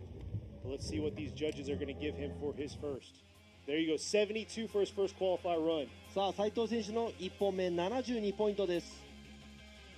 さあ、続いてのドライバーはゼッケン117稲岡祐希選手 Junction with Deer Motorsports. So that's Yuki Inaoka's first run, ready to launch from the start line.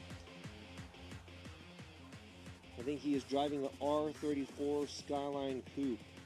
世界中が愛するこの34スカイラインクーペでの参戦稲岡選手。We'll see first qualify run for Inaoka. An R34 coupe, many y'all out there cringing because they're like, where are you going? And just losing it right there. 2 tires off through outer zone 1, taking out the back half of that bumper. Nice shot through that outer zone 3.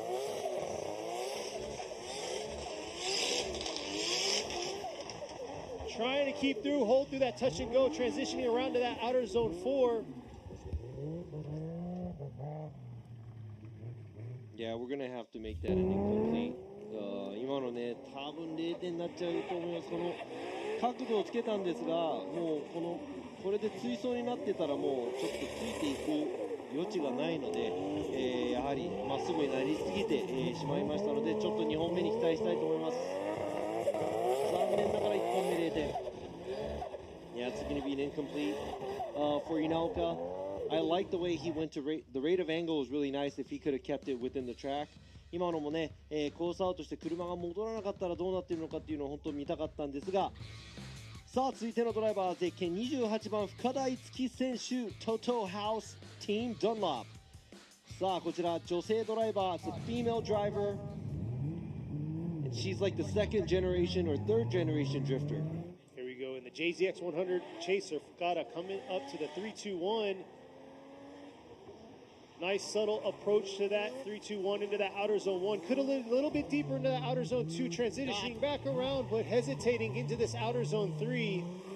But this part right here has to carry it all the way through, hit that touch and go, and whip it right back around into that outer zone 4 through the finish. Fluidity wasn't 100% there, but definitely a run in the books.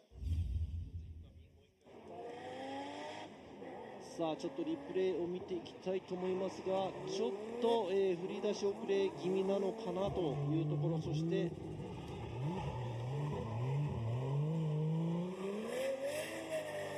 Not a clean transition from outer zone 2 to outer zone 3. It was close. We'll see what the judges are going to call on that for that transition.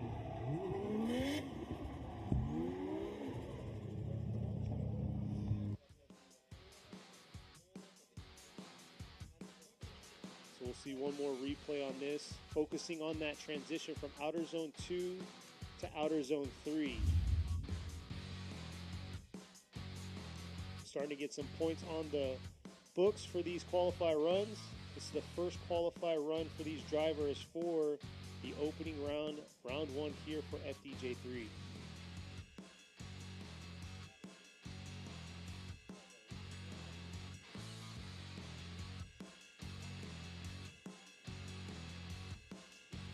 さあちょっと際どい感じがしましたが、That was really close, but the car was at angle.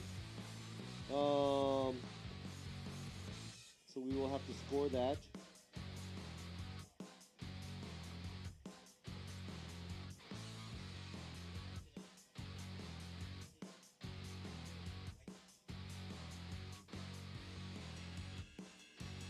So awaiting the final call for the final score on this run from Fukada.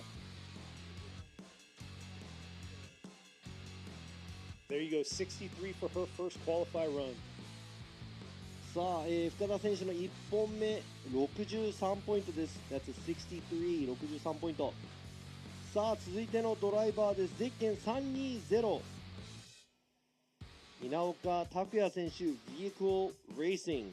Yes, Takuya Inaoka driving the 180SX。 さあこちら1本目です。 Inaoka in the clean 180SX. Wow, real aggressive here, coming through the 3-2-1 to the outer zone 1, filling all of that zone. Little shallow there in outer zone 2, but transitioning, a slow transition into this outer zone 3, but able to fill the zone, and here it is, right in front of the judges. Not able to get all the way out to that touch and go, but just holding on for a strong finish right there. Could have been a little deeper in that last zone for outer zone 4. 角度で言ったら結構すごいです、今までの走り。 Talking about just angle, I think that was probably one of the best at the outside zone 1 and 2, and maybe even going into 3, but line, a style, not sure what the other judges are going to be giving him, so we'll see how it's going to go. さあスタイルとラインの方を入れていったところで何点になるのかっていうのはありますが、角度だけで言ったら123のエリアは、かなり角度ついたんではないかなと思います。さあ稲岡選手73ポイントです。73 by 稲岡。やはり、ラインの部分ですね、ちょっと、アウトまで寄り切れていなかったりとかしているみたいですが、2本目期待したいと思います。Let's go ahead and check out his second run after this. After we go through the first runs of all these drivers, hopefully he can get a better score, better than 73 points. さあ続いてのドライバー、ゼッケン417水木椎名堀内製作所。椎名水木。 This is Horiuchi's car from FDJ2 last year, and now one of his workers is driving this car. Exactly, and Horiuchi finished last year in 3rd overall and moving up to the Pro Series. And here, unfortunately, Sheen unable to control it, but we know what this car's capable of. So he definitely has to step into the shoes that the big shoes that he has left him and fill them. もともと J2 去年堀内選手が乗っていた車両を、水木選手の方が、今年乗っている感じなんですが、1本目ちょっと、失敗してしまいまして0点ということになりました。It's an incomplete for his first run. Hopefully he could put together a better run for his second. なんとか2本目、得点を入れていけるか。こちらですね、水木選手、ニックネームがホセと。His nickname is Jose. Nice. But yeah, it is one of his mechanics from last year, and one of the ones helping him build his new car this year. So if you're not following him, go follow him on Instagram. Check out the insane build that they're doing for this year's car for the FDJ series.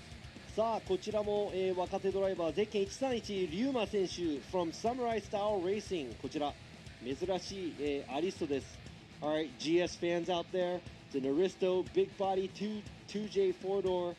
Hey, you got an Aristo too, Kenny. I know, this is a pretty slick looking car here, but it's a big car, heavy car. We'll see how he's going to do and how he's going to swing this thing around through this tight course. And here he is coming up to outer zone 1. Oh, looks like a little bit of a bobble right there.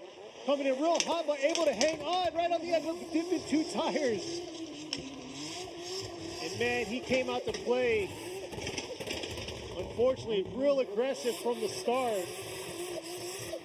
ちょっと進入からちょっと失敗してしまいましたね。Looks like he... Oh my god. A lot of popping right there. すごいですね。アンチラグ効かせまくってますが、ちょっと進入から失敗してしまいましたが、若さあふれるドライビングだと、思っていますが、リュウマ選手。So I mean, he's a young, upcoming driver, cracking and popping. Looked like he was already making a mistake at initiation. Oh, did you see that? Yeah, teleportation. There you go. That's a incomplete for Ryuma. Ryuma 選手の1本目、残念ながら0点です。続いてのドライバーゼッケン786、カーン・ロハブカーン選手。Our Nation, that's Rohab. Rohab with Our Nation, first ever Pakistan driver coming in right here. That's right. So let's see how he's going to do, how he's going to perform. If you're not following him, go check him out with our nation. Here he is ripping into outer zone 2. Nice job through outer zone 1. Dipping a tire, just holding on. The judges are going to really look at that transition there. But nice job through that outer zone 3. Making it happen through the touch and go. 今のは、フィニッシュのスピンよりちょっとアウトゾーン2から出るところがちょっともう一回リプレイで見たいと思います。I know he spun out after the finish line, but before that, leaving outside zone 2, he dips the tire. Pretty much he drives out straight, and we're going to have to give him an incomplete for that. 今のは残念ながら、0点になってしまいそうです。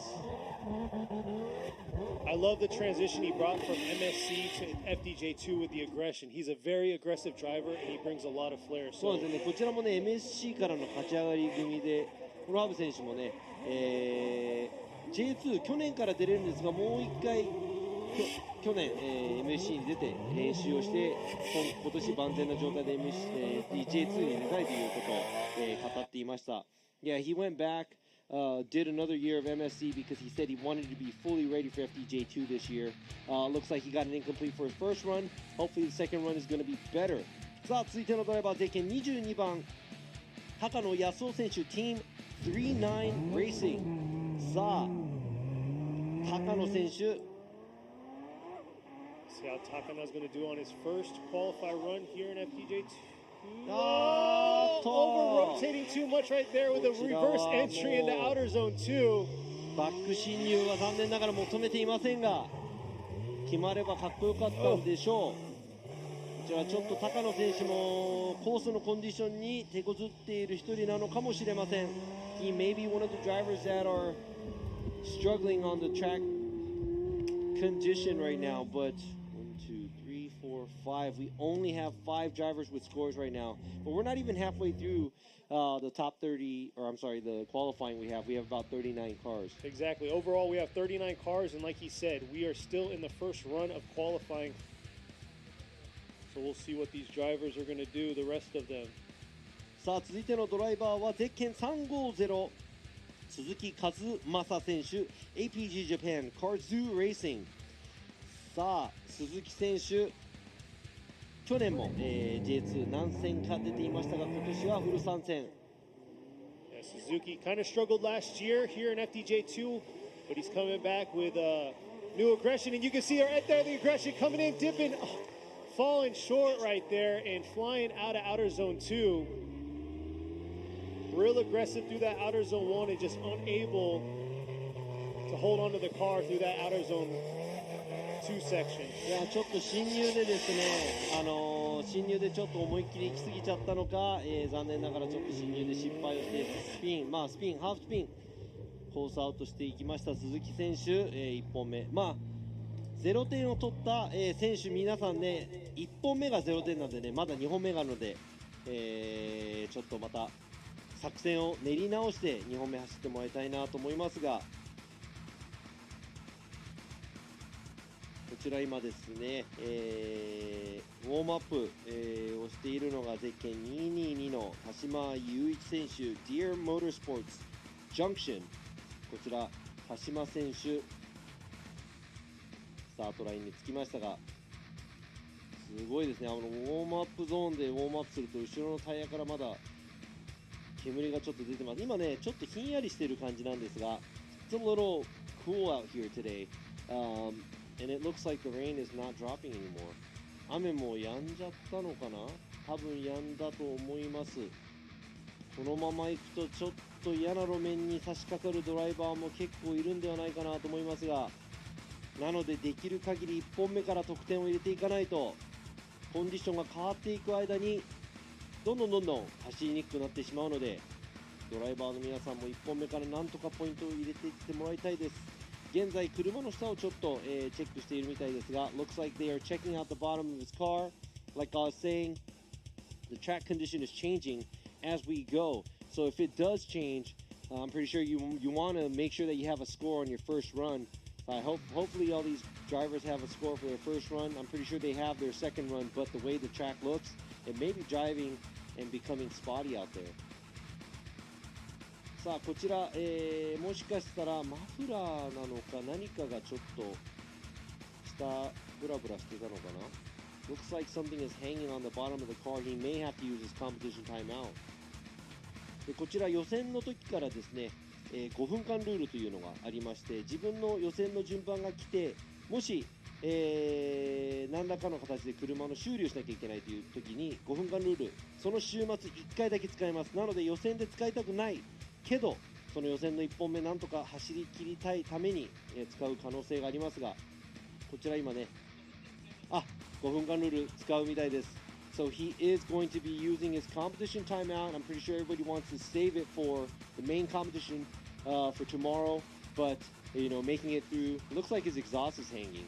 マフラーがちょっとブラブラしてるのかなということで、5分間ルールで戻っていきました。So that is Tashima's competition timeout. He is going back to his pits. So we're going to go ahead and go to the next driver. さあ田島選手が戻って修理をしている間にですね、次のドライバーに、行くのかな。次のドライバーがもう、バーンアウトボックスで次のドライバーが、バーンアウトボックスでタイヤを温めている模様です。Another new driver in the series, Tanaba. Let's see how he's going to do in his S15. Warming the tires up. Like Robbie was saying earlier, we have 5 good qualify runs with points in the books, but we're still short here. So we'll see.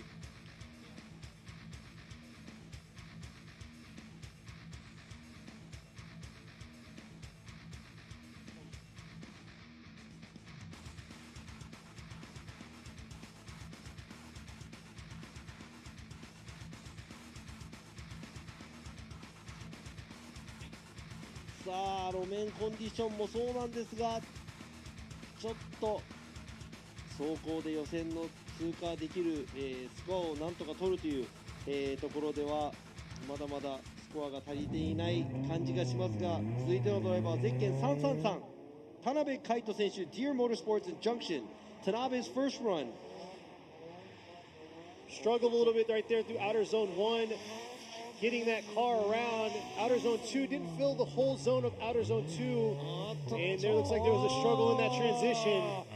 A little bit of force was made in that outer zone 3, causing the car to over-rotate on that back half of outer zone 3. 今振り出しも結構奥でアウトゾーン1に差し掛かってから振り出し始めたんで、ちょっとスピンも含めてちょっと調子が良くないのかなという感じがしました。Looks like Tanabe is not doing the 100% run that he can. Very late initiation, spins out at outside zone 3. Hopefully he can put together something better for the second run. さあ、こちらも女性ドライバーゼッケン551岩崎沙織選手 Team Saudi with Globe Motis。 さあ岩崎選手もここ数年間 J1、J2 出ていますが、ベテランドライバーの一員となっていますが、今回どんな走りをするのか。 Let's see how Iwasaki's going to do. She is no new driver to the Formula Drift Japan Series. Oh! And taking her rear bumper and everything out there on the back half of outer zone 2. Not a way to start for the first qualify run for her. いやちょっと残念だったんですが、なんとか持ちこたえてもらいたかったんですが、まっすぐ走ってしまいましたね。なんならバンパーもちょっと投げて、置いて走っていきました。ということで岩崎選手の1本目は0点 Incomplete for first run. Good luck for her second run. 2本目、頑張って走ってもらいたいと思います。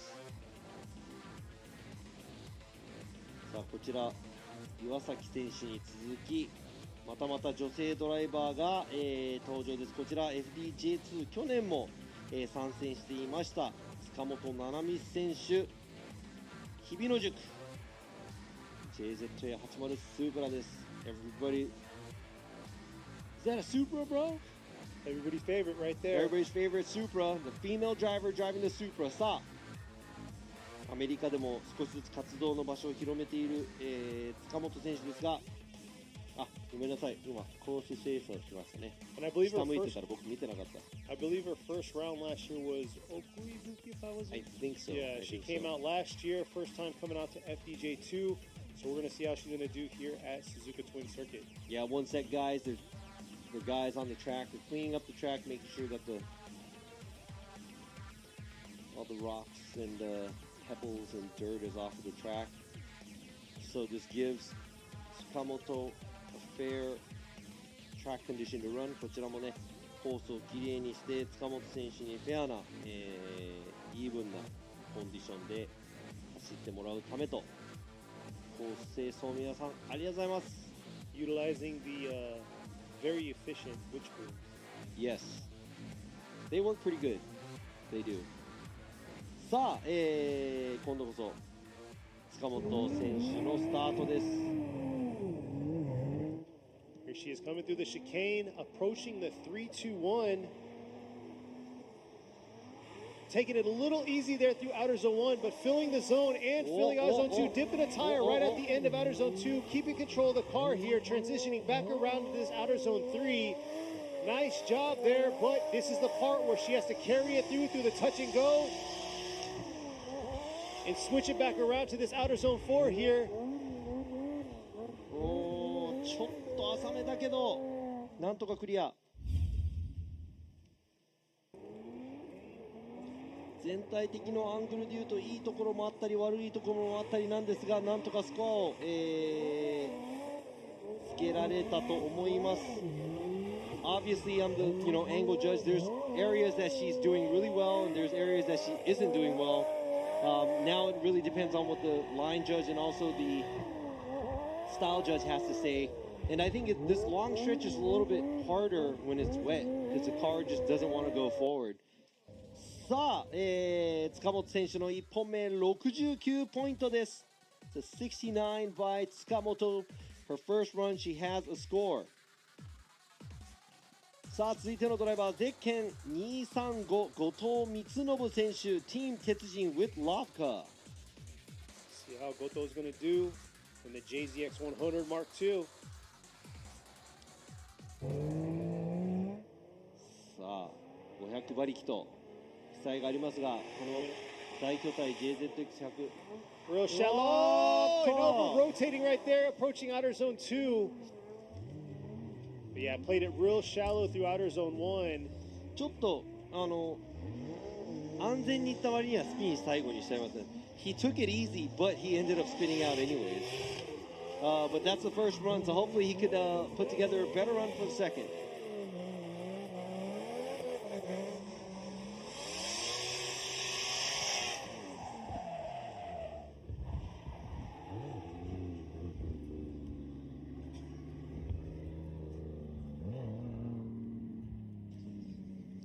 There you go. That was Goto's run.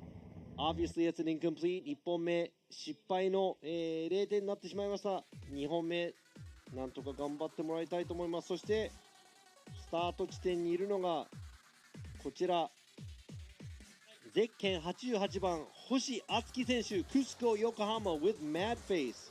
さあこちら星選手、去年まで FD、乗っていました。今年からこのトヨタ86にチェンジ、すごいキャンバーです。That's a lot of camber on the front. It is. We'll see how Hoshi's going to do. You saw the interview early on, coming out here ready to compete. Could have been a little bit deeper in both those zones, but there it is, filling outer zone 3 completely. Coming back around with that very, very aggressive camber in the front. Not too bad through the touch and go. Could have been a little deeper in that outer or the touch and go region, but just holding on through that finish. さあちょっとフィニッシュライン越えていくところちょっと怪しかったんですが、全体的にまた、先ほどね、走ってる皆さんと一緒で、いいところがあったり悪いところがあったりという感じの走りでした。So it looks like there was goods and bads throughout his run at this angle judge, but right here the touch and go, he is not even in the box. Now that's going to hurt his line score, and also the car not being stable all the time. I'm not sure what the style judge is going to be giving him. さあ、星選手1本目70ポイント。That's a 70 from Hoshi's first run. さあ、続いてのドライバーです。ゼッケン215。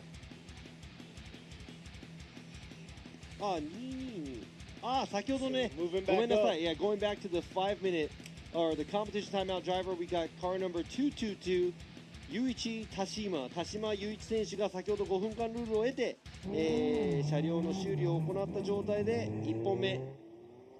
See how Tashima's going to do, see if this 5-minute competition timeout paid off. Got to get a run in the books. Really struggling right there through that outer zone 1. Not able to get out to that outer zone 2. Hesitating a little to when he was approaching this outer zone 3. Oh, real deep out of that.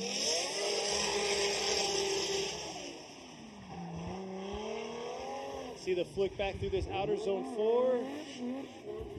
Looks like in a lot of the zones there was a lot of hesitation going through those zones. ちょっとですね、こちらまず振り出し遅れがすごい、大きいところ。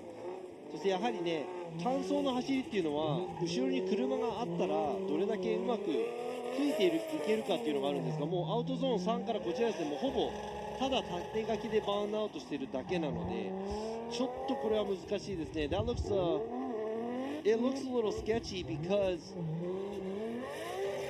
it's got not after the finish line, but it's got to be a chaseable lead. And that straight burnout he did from the outside zone 3, and overall it just didn't look like he was able to put together a run that's even chaseable. Yeah, definitely he was coming out of outer zone 3, he was way too wide there and approached that touch and go region. Like I said, that was going to be a challenging spot for a lot of these drivers, the wrong way, and like you said, straightened up and just did a complete burnout the whole way. そうなんですね。アウトゾーン3から出てくるところが多分ね、このコースのキーとなる、部分なので、ちょっと今のは、まっすぐに行き過ぎなのかなという形でした。さあ、続いてのドライバーゼッケン215、高田健選手、Garage Takata with Auto Shop Wise. Scott Takata's going to do debut in this car last year.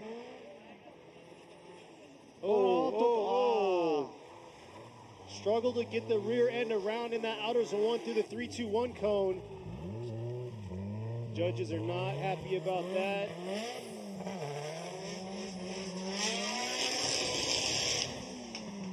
Very unfortunate. Yeah, this track has a very interesting dynamic. It's hard to nimble the car from outer zone 2 to outer zone 4 with that touch and go region. ちょっとですね、今のはもう振り出しミスで、もうアウトゾーン1を過ぎたあたりまで、ドリフト状態にも持っていけてないということで、ジャッジするセクションというのが321コーンの最後の1のコーンからフィニッシュラインまでの間はもちろんドリフト状態で、走り切らなきゃいけないので、今回残念ながら1本目高田選手0点となってしまいました。Not being able to initiate, he passed pretty much outside zone 1. Then he started to initiate. It looked like he was understeering as well, so that's an unchaseable lead. Obviously, that's going to be an incomplete.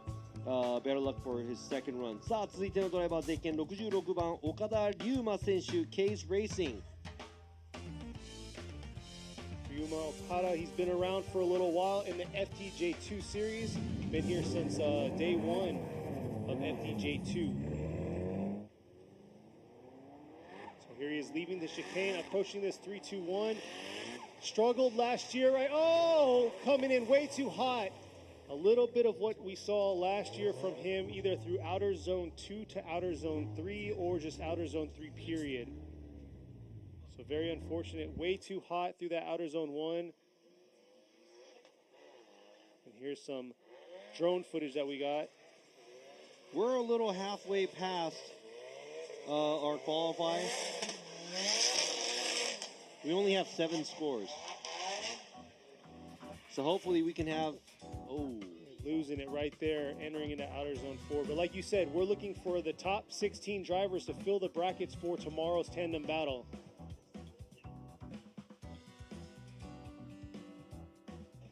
It's not looking too good for Okabe here.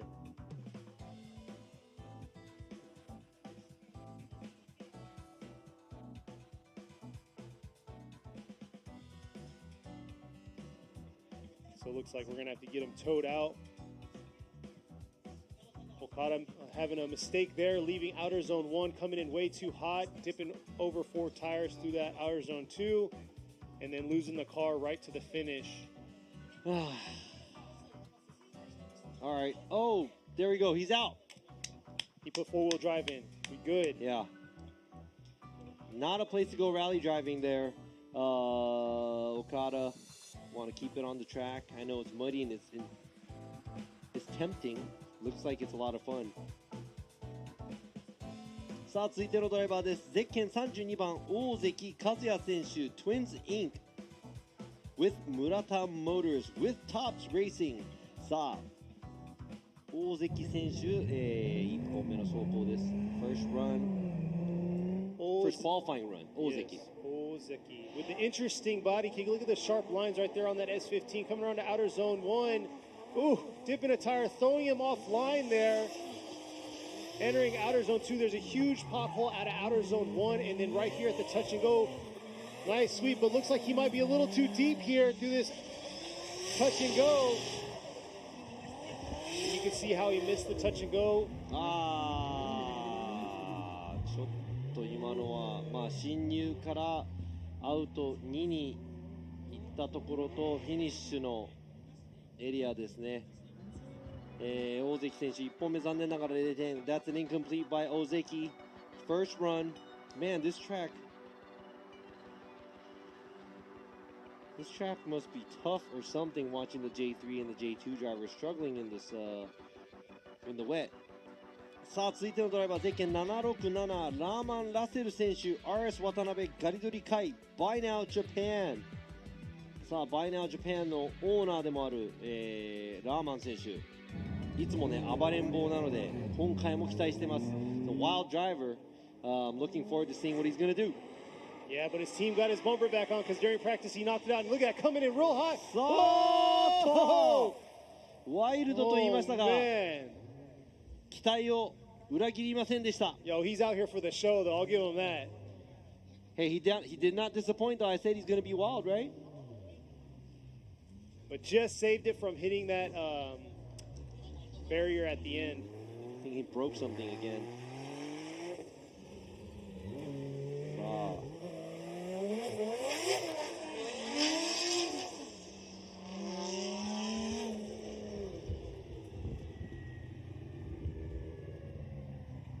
Rahman 選手1本目0点です。That's an incomplete by Rahman.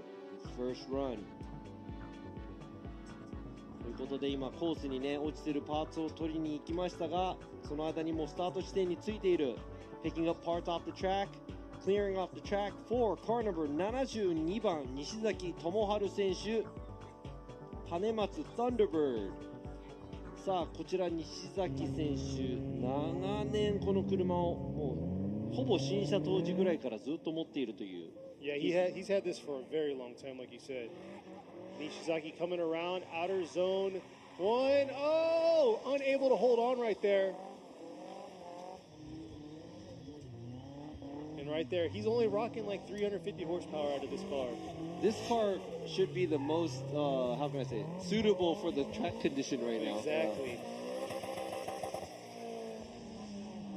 いやー、1本目残念。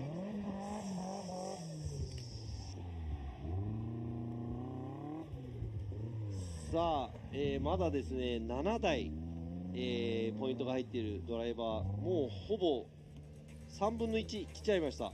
予選西崎選手1本目0点。さあ得点を確実に入れていくであろう、次のドライバーこちら期待したいと思いますが、ドリフトでも有名な野村選手の息子ゼッケン514野村圭一選手 Team Kyushu Uras with Cusco. This is Nomuken's son, Keiichi Nomura. Pretty sure he's going to be laying down a score. Very experienced driver. Yes, and beautiful car. Here he is, Keiichi coming through. Oh, look at that hard, aggressive approach to that outer zone 1. Nice job. Not able to get all the way out to that outer zone 2. Has to stretch it a little bit more out there, but here he is filling all of outer zone 3.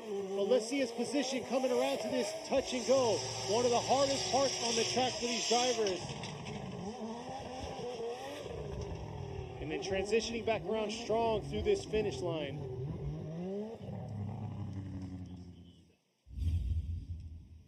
ちょっとギリギリ、になってしまいましたが、でも滑らかな走りで、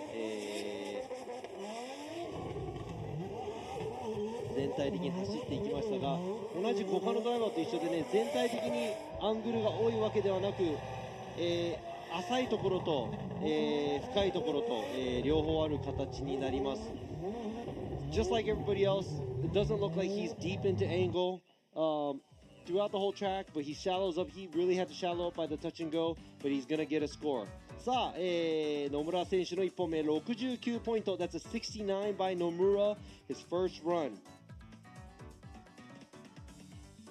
Yeah, things get really tricky leaving that outer zone 3. If they don't put them in the right position, leaving that zone, then they're going to fall short of that touch and go. Not short, but they're going to pretty much come to almost a straightening, pretty much doing a burnout. さあ、続いてのドライバーゼッケン200二川隆選手 R&T Factory。Futagawa coming in with the GZ20 Soar. ちょっとフラフラして浅い状態。あー、ちょっとこれはちょっと車まっすぐ走れた後のスピン。残念ながら1本目は、0点となってしまいます。Unfortunately, that's going to be an incomplete for Futagawa. His first run. Oof. That's like 3 incompletes. It really is. Yeah. But yeah, very unfortunate. Hey, love the car though. Oh yeah, beautiful GZ car. or the Z20 Soars. Dope cars. 20ソアラね、もうめっきり旧車になりましたが、もうこの車は自分も好きなんですが、車は好きだけどちょっと走りが、ちょっとダメでしたね。0点。2本目、頑張ってもらいたいと思います。さあ続いてのドライバーゼッケン78番になります池本和真選手 Progress Pro Mu Motis。See how Ikemoto's going to do on his first qualify run. Ready to go at the chicane, coming through, approaching the 3-2-1. Veteran of FDJ2. Real deep in that outer zone 1. Oh, taking out the pylon there. 食べちゃった。Ate the cone, went off course. A lot of action going on there, but that's not the aggression we want to see. Yeah, he hit that pothole out of outer zone 1. He was way too deep in outer zone 1, and that kicked him completely offline. そうなんです。今のは違う意味で迫力の走りでしたね。That was a lot going on, exciting to see, but not the excitement we want to see. さあ、池本選手の1本目、0点となります。That's an incomplete by Ikemoto. Still has his second run. And here we go. I'm pretty sure that the chat room is going crazy now. Here we go. It's Samet, car number 11. ゼッケン11番、サム・ルーカス選手、S15 で J2 の2年目、1本目走ります。Exactly. We're going to see how he's going to do. Fan favorite here coming around. He had issues with his ECU last night. Fixed it. Stayed up all night pretty much fixing that. Oh! And unable to hold on right there. But definitely put on a show through that outer zone 2. Let's see how he's going to finish the rest of this track. See if he can get a good feel for this transition. Can be a lot deeper into that. No! Whew. It looks like it just started to pour right when he started to drive. 今ね、サム・ルーカス選手が走り始めた途端、大雨になりました。Making it rain. 雨を呼ぶ男ですね。Almost had that. That would have been a pretty sick run if he was able to hold that together. 今のね、結構、角度がつきすぎちゃった部分があるんですが、今の勢いでいったら結構、いい走りになってたんじゃないかなと思いますが、1本目残念ながら0点。It's an incomplete for Samet's first run. Hopefully he could put together a better one for a second run. Exactly, because that puts a lot of pressure on the drivers coming in for their second run. And then look at the conditions we're back at. Yeah. Downpour. Hey, you know weather. what? But this is better. I was afraid that it's going to get, spotty out there with the dry and wet. さあ、雨も降ってきました。次のドライバーで県219杉田秀彦選手、Worker C33 ローレルです。It's a Nissan Laurel C33. Not a common comp car, but here we go. See how Kita's going to do. Just trying to carry it through, not quite deep enough. Oh, and unable to get through outer zone 2. That transition is a killer for a lot of these drivers.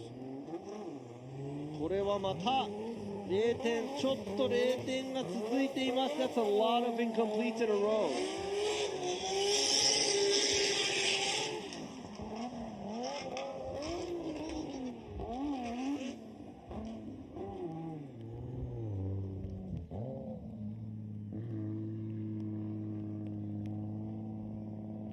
So there's the official score right there.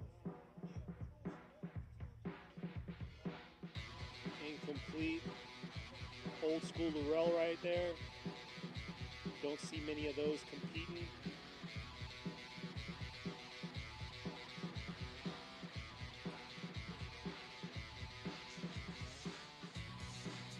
Next at the line is number 82, Shuhei Itoyama in the Make-Up Garage B2.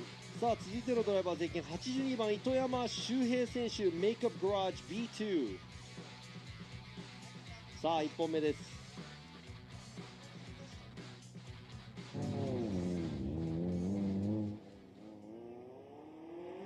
さあこちらも去年冬吹きで表彰台に乗っていたと思います。糸山選手ちょっとフラフラしていますが a little unstable、but makes it through the track, does the transition here. Very slow paced, but he is being very careful to stay in drift.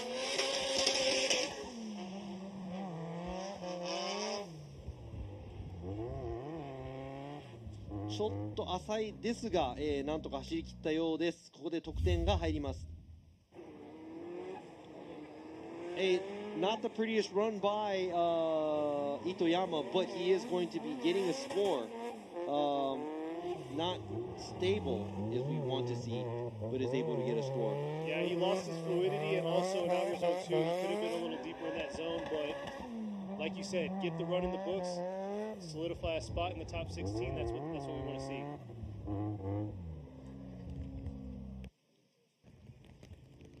There you go, 65 for his first qualify run. 糸山選手の1本目65ポイントです。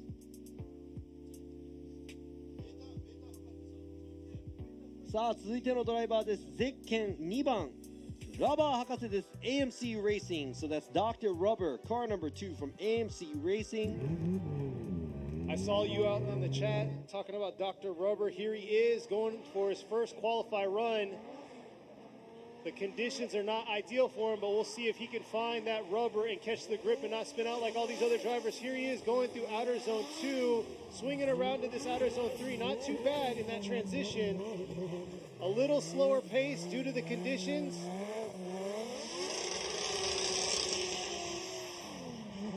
Nice job through that touch and go, transitioning back around through outer zone 4.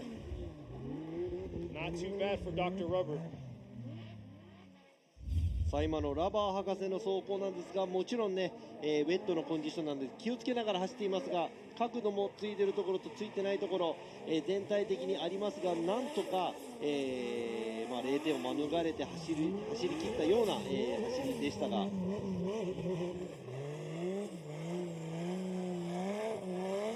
I gotta say, that's probably one of his better qualifier runs that I've seen out of him since last year to this year. いやなんかちょっとこの路面のコンディションが合ってるのかこのコースが好きなのかっていう感じなんですが、結構ね、さらっと走り切った感じでしたが、ラバー博士の1本目68ポイントです。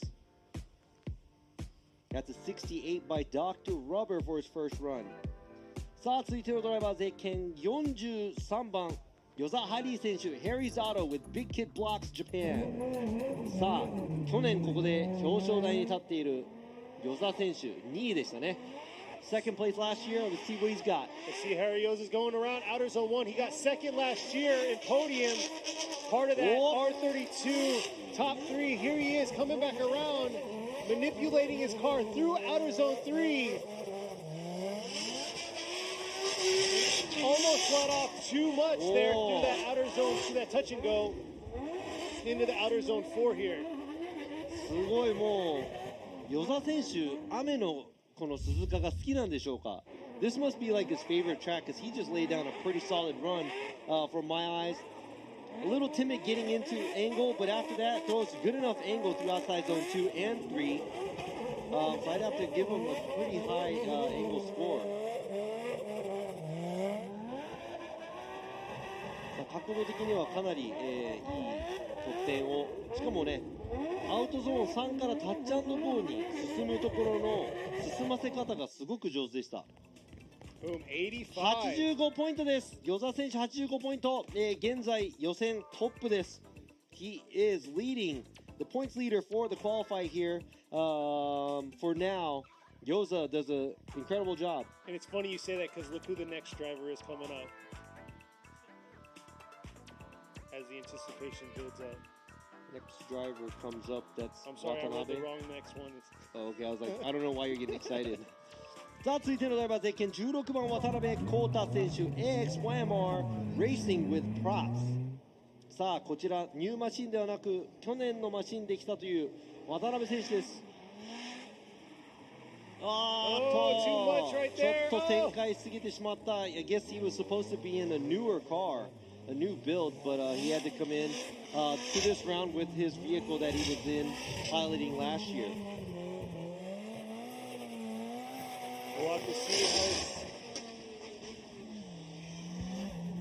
have to see how the second qualify run goes for him.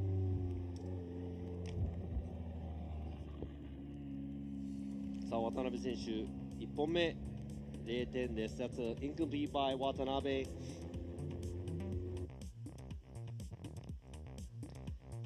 Now let's see if we can fill this top 16 spot. さあ16名のドライバーが明日、決勝で追走を行いますので、なんとか16名のドライバースコアを取ってほしい。今ですね、次のドライバーゼッケン168箕輪正代選手ヘイメン、タイヤのウォームアップをしてスタート地点に着きました。 It's another female driver, a wife of a drifter and a mother of a drifter. Yes. ね、ドリフトしている旦那さんがいて息子もいて。 And let's not forget, she podiumed the last round last year in the 2022 series. So we'll see if she can carry that forward into 2023. さあ去年の最終戦でも表彰台に乗っている箕輪選手、ちょっと引っかかって角度は浅い感じ、ためながら。Was a little easy through outer zone 1, filled outer zone 2, real deep into that outer zone 3 here. Nice job coming out of outer zone 3, placing yourself in a strategic line for that touch and go. Transitioning back around to this outer zone 4, could be a little deeper through the outer zone 4, but not too bad overall. ちょっと進入から車が引っかかった感じなんですが、こちらもウェットの状態で探っていくような走り。Looks like she didn't want to throw the car hard. There were areas, especially through outside zone 1 and 2, not a lot of angle, but I'm pretty sure she's doing as much as she can, making it out to the touch and go. Right here, a lot of adjustment going to the last outside zone. さあ、最後のアウトゾーンもですね、ゆっくりと走っていきましたが、1本目箕輪選手67ポイント。 That's a 67 by Minoa for her first run. さあ続いてのドライバー、去年の、予選1番手で走りましたゼッケン840山下和孝選手、カズパワーワコーズ K ファクトリー。 So that's Yamashita. See how Yamashita's going to do. He got number 1 in qualify last year, rocking the VR under that 180SX hood. Nice job through outer zones 1 and 2, transitioning back around. Nice flip early on right there, just holding on to it right there. Probably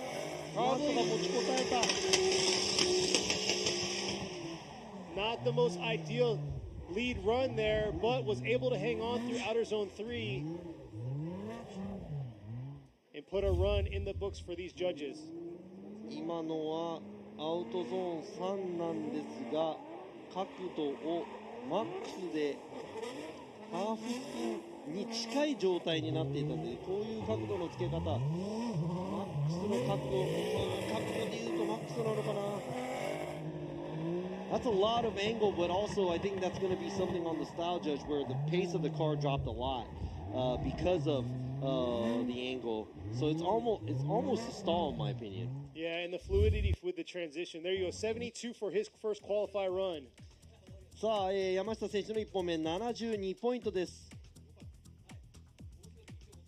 But yeah, the fluidity from the transition from outer zone 2 to 3, you saw how he just flicked it hard at the end. さあ続いてのドライバーゼッケン115、浜田清文選手、GH レーシング迫力ある走りをすると、先ほどのインタビューでも答えていました浜田選手 He said he's going to show us something、that we would like to see on the interview earlier. Yeah, Hamada was a very exciting driver last year. Look how exciting he is coming into outer zone 1. He podiumed third last year here at Suzuka Twin Circuit.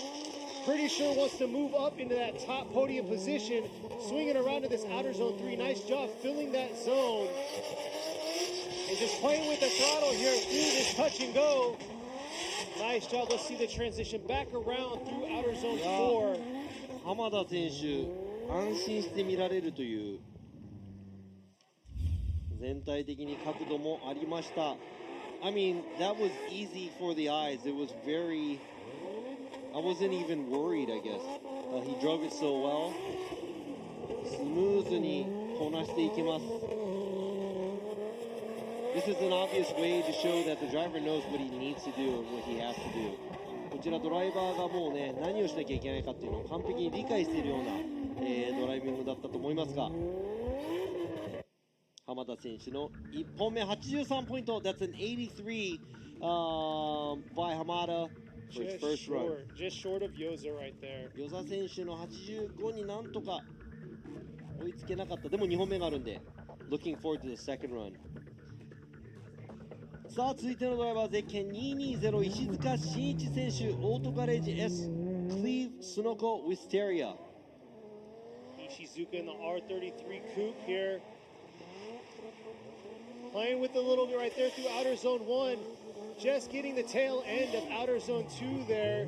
But early on, dipping 2 tires, looks like right there through outer zone 3. And keep in mind, this car is pretty much factory stock on the inside, which blows my mind. Still got full interior in it. And there you go, solid finish. 今ですね、安心という感じの走り方でしたが、まあ雨なので過激なことを避けて走っていますが、石塚選手、なんとか全体的に角度もつけ切ってちょっとアウトゾーン3、入っていくところで角度つけすぎた状態で V 字ラインみたいになってしまいましたが、ちょっとタイヤもね外に出てしまいましたが、全体的にはなんとかまとめた走りなんではないでしょうか。There's a couple of areas he was off course at outside zone 3, but other than that, looks like he's able to put together a run. さあ石塚選手74ポイント。 That's a 74 by 石塚。そして FDJ2 予選最後のドライバーとなります。こちら去年までフォーミュラドリフトジャパンに出場していたジャマケン選手、今年は FDJ2 ジャマケン right here, driver from Formula Drift Japan. Now he is going to be competing full season at FDJ2. We'll see how he's going to do here. Yes, he is still rocking the SR under the hood of this S15. さあ FDJ でも Look at that aggression early on. Hard flick into outer zone 1. Carrying it through. Couldn't quite get all the way out to outer zone 2. It looks like he had a huge mistake on that transition. Straightening up, approaching that outer zone 3.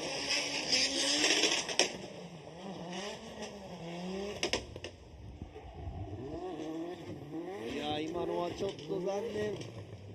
アウトゾーン1進入でちょっと気張りすぎてしまったようで、アウトゾーン1でちょっと角度がつきすぎたところ、ハーフスピン状態からなんとか、必死に直そうとしましたが、ちょっとこれでは、得点入りません。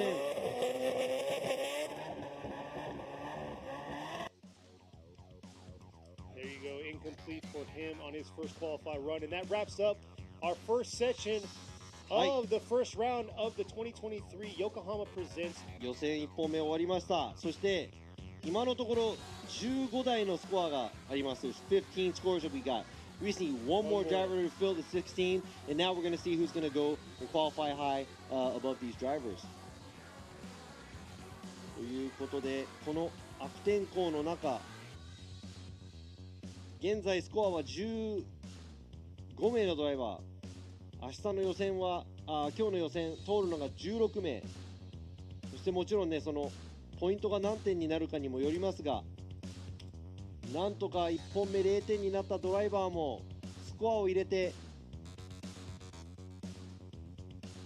明日の追走につなげてもらいたいと思います。I would like to see, and I'm wishing to see and hoping to see the drivers that didn't score in the first run try to come in and score, and put down a score that's fair enough to have to fight into top 16 tomorrow. Exactly. So we're going to be going through 39 more drivers here. One more time to see if we can get that 16th driver, or even better, make it spicier for these other drivers that already got points, and make it competitive to get that 16th spot. Pretty sure all the 15 drivers are kind of like, we just need one more guy. Just no more. 今ね、15名のドライバーもスコアが入ってるので、多分あと1名だけ入れば、16位になるので、ね、もうそれ以上はやめてと。思っているかもしれませんが、そういうドライバーも2本目もっと高いスコアを出せば、余裕で予選の方通れるとは思います。For those drivers that already has a score, I'm pretty sure it's going to be easier for them because they just got to put it all out there because they already have a score. Exactly. They ain't got to worry about unless they have a very low score.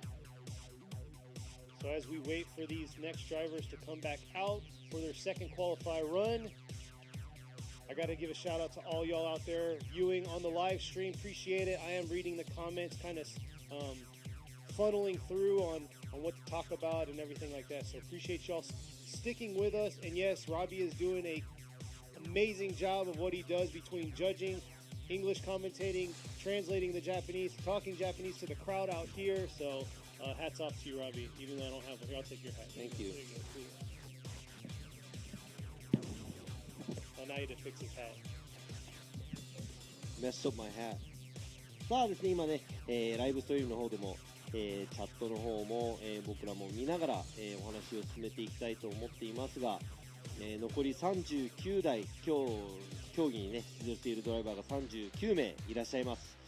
その39名の中から16名、23台の車が、予選敗退となってしまいます。狭き門ですが、現在15名のドライバーのみ、ポイントが入っています。なので2本目皆さん期待して、頑張って、いい走りをして接戦になってもらえるといいなと思いますが、現在、タイヤのウォームアップを行っているのがゼッケン104番水野、俊彦選手です。There you go, that's Toshihiko Mizuno. That's an ex-FD Japan driver, I think owned by Mr. Kazama from Kazama Auto. こちら風間オートの風間社長が以前乗っていた車両を、受け継いだということですが、水野選手1本目トップバッターということでね、He was the first one up. I'm pretty sure he was nervous. 緊張もしていたことでしょう。これで予選の2本目のトップバッターなのでどんな走りをしてくれるか Interested to see what he's going to be doing for his second run because he is the first one up again. Exactly. So there's a lot of pressure on him once again, but we'll see how he's going to do. Conditions are about the same from when he started. It looks like the rain has kind of subdued itself. And here he is coming through the chicane, approaching the 3-2-1 into outer zone 1. Look at that. Really aggressive. Keeping that aggression through outer zone 1. Nice job through that outer zone 1. Just short of that outer zone 2, but holding on to get a run for these judges to put a score in the book for him. Here he is coming around into this touch and go. Nice through the touch and go, transitioning back around. Real shallow through that outer zone 4, but there you go. A run is for him in the books. さあ、ちょっとラインの方、アウトまで行けなかった部分目立っていますが、先ほどと打って変わって、スムーズな走りをしていきました。水野選手なんとか、車も戻さずスピンもしない状態で、スムーズにコースを走り切っていきましたが、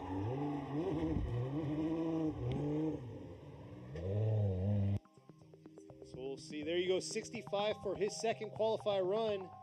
さあ水野選手1本目65ポイントです。これで16台揃いました。ここで予選は嘘です。So that's it. We got 16 cars. So now we're going to see who's going to go on top. これからですね、誰がその順位を1番に通るか、16名のドライバーの中にいるのか、この後38名のドライバーが競います。2本目の走行、ゼッケン144、Daniel Mesmer, the sideways experience. See how Mesmer's going to do. He came real aggressive the first time, but looks like he's holding back just a little bit. Just catching back around to outer zone 3 here. Saving his car through that transition, leaving outer zone 2.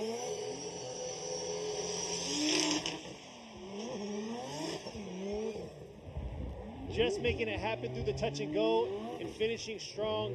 Could have been a little deeper through that outer zone 4, but was trying to get something in for the judges. いや1と2のアプローチはね結構スピード感がありましたね。He looked like he was about to go off, but he kept it on track.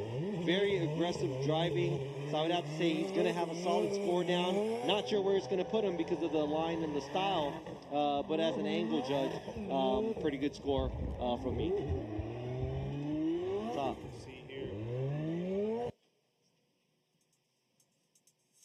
ちら、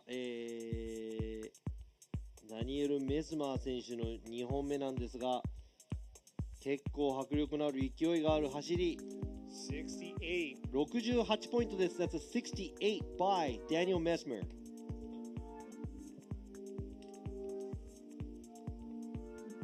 さあ続いてのドライバー、こちらね、先ほどの中村真希選手は、多分リタイアとなったので、続いてのドライバー、ゼッケン67番大友隆一選手、小松レーシング2本目、1本目0点、なんとかポイント取りたい。 Brand new build just got done. IS3, oh, too aggressive. Oh, not able to hold on there. Really aggressive through that outer zone 1. Unfortunately, he is not going to make it with a second incomplete for round 1. いやー、まあデビュー戦ということで、なんとか多分力が入りすぎたのか、2本とも0点となってしまいました。残念ながら大友選手、ここで予選敗退となります。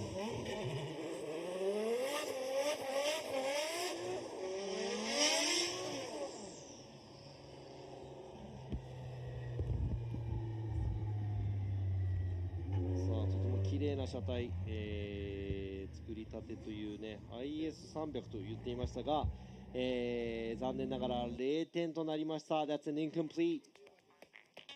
Clean car though, Yes, nice very build. beautiful Yeah. build car.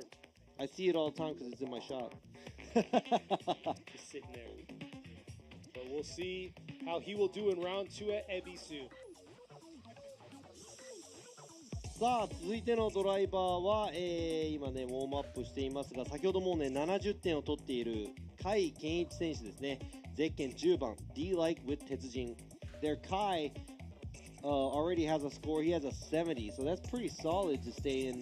Not sure how high the score is going to go after this. Exactly. But as of now, I'm just my guess. How the trend has been, yes, you're probably right, but looks like things are settling down here, so a lot of these drivers starting to get understanding of the track. But let's see if it's going to be a little too late for some of these other drivers. さあ甲斐選手。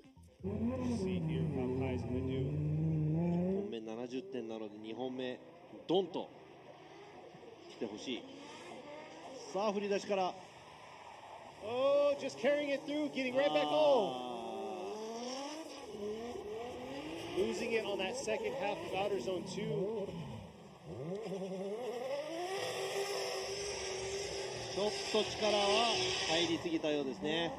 It looked like he did a little bit too much, and that would be an unchaseable lead run. Also,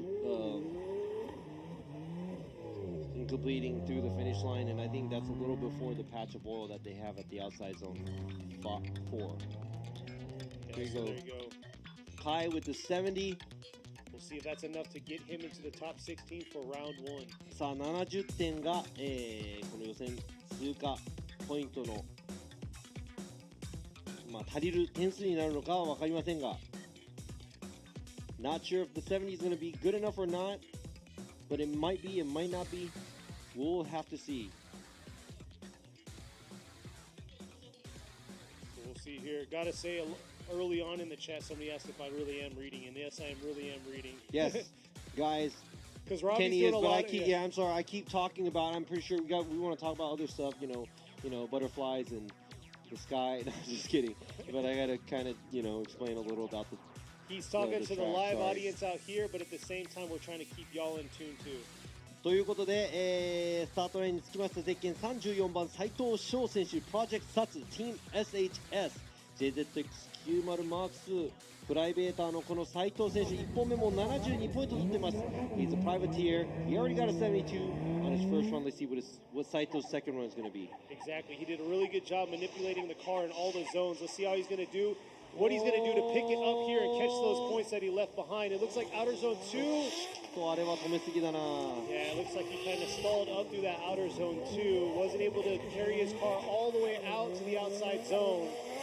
Here he is coming around to the touch and go. ちょっと、アウトゾーン2から出ていくところ、ちょっと、耐えようとしていたんですが、止めすぎ。ですね。That's going to be an unchaseable lead. That's a hard stall at the outside zone 2. It was almost a half spin. He was waiting for the car for it to not over rotate. But that's going to be an incomplete. But he does have a 72. Exactly. For his first run. That's impressive because there's only a handful of 70s and 80s. さあ続いてのドライバーゼッケン117稲岡祐希選手。2本目です。1本目残念ながら0点だったんですが、なんとか2本目ベスト16に残るぐらいのスコアを取りたいところ。Pretty sure Inaoka is trying to get into the top 16. His first run he got an incomplete. Almost had a score in the books, but unfortunately incompleted. So we'll see what he's going to do here on the second qualify run. Real aggressive approach through that 3-2-1 in that outer zone 1. Oh, getting right back on it right there. Short of. Oh. なんとこちら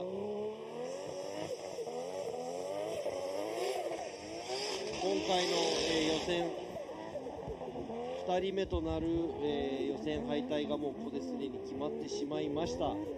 とても残念。稲岡選手2本とも0点となってしまいました。That's an incomplete by Inaoka. Both runs.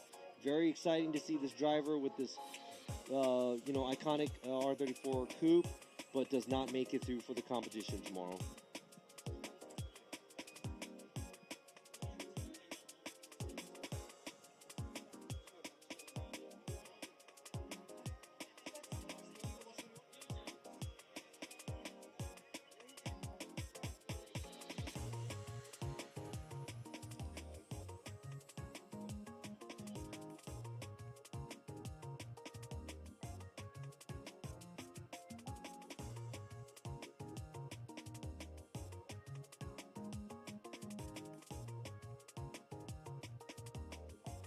So they're trying to figure out. Yeah, I think the drivers are supposed to be ready and lined up, but it looks like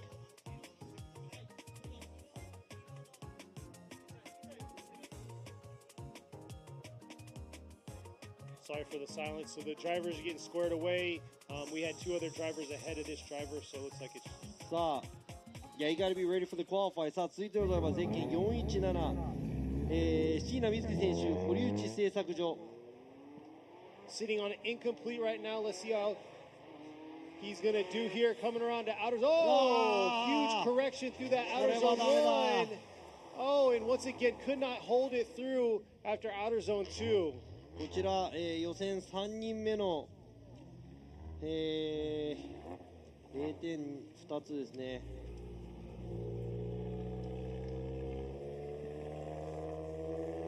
That's very unfortunate right there. Car did amazing last year, finished overall third in the series in 2022.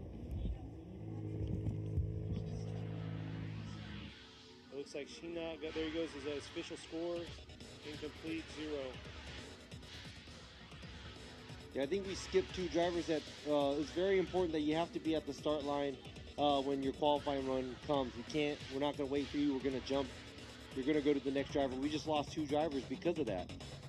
今ね、用意ができてないとね、どんどん進んでいってしまうので、予選もう順番来た時にもう並んでないともう次に行ってしまうということで、今2名のドライバー、飛んで椎名選手、走行。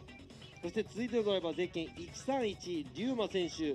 That's Ryuma from Samurai Style Racing, sitting on an incomplete. こちらもリューマ選手0点、1本目0点なので、なんとか、2本目得点を取って、なんとか予選突破をしていきたいところ。So Ryuma's going to do on his second qualify run, incomplete of the first time. Man, anti-lagging all the way around through outer zone 2.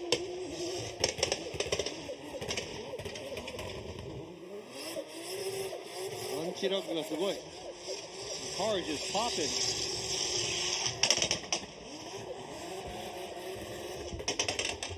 I'm just letting the car do all the talking there. So. Yeah, I'd be ducking if I was in the States. これアメリカだったらね、ちょっと怖いですからね。パンパン言ってるのが。さあ全体的に角度もついて、そつなく走っていきましたが2本目、走行終了。ここでスコアも入ると思います。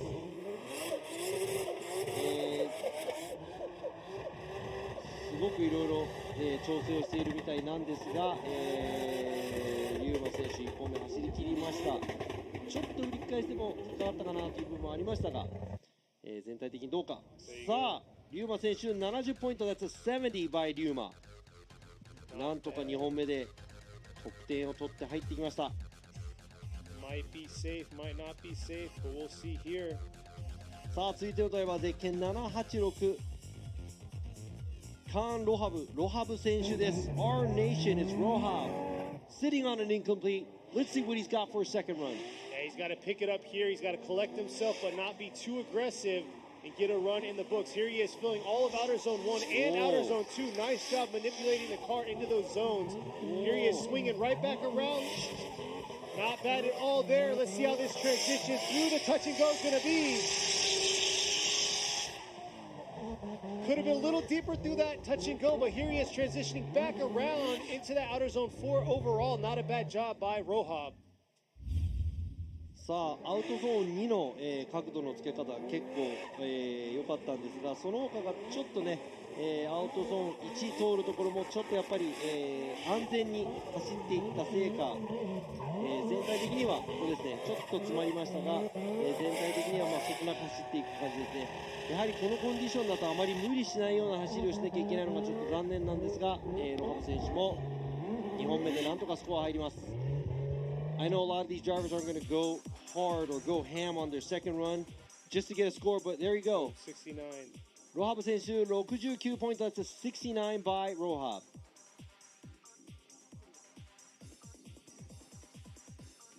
さあ続いてのドライバーゼッケン22番高野康夫選手です。Team 39 Racing。Man, starting to get some scores, so it's getting a little nerve-wracking for some of these drivers that are at the higher end. Oh! And this driver right here had an incomplete initially, and it looks like right there will be a second incomplete. いやー1本目そして2本目これで2本0点になってしまったドライバーが4人目ということです。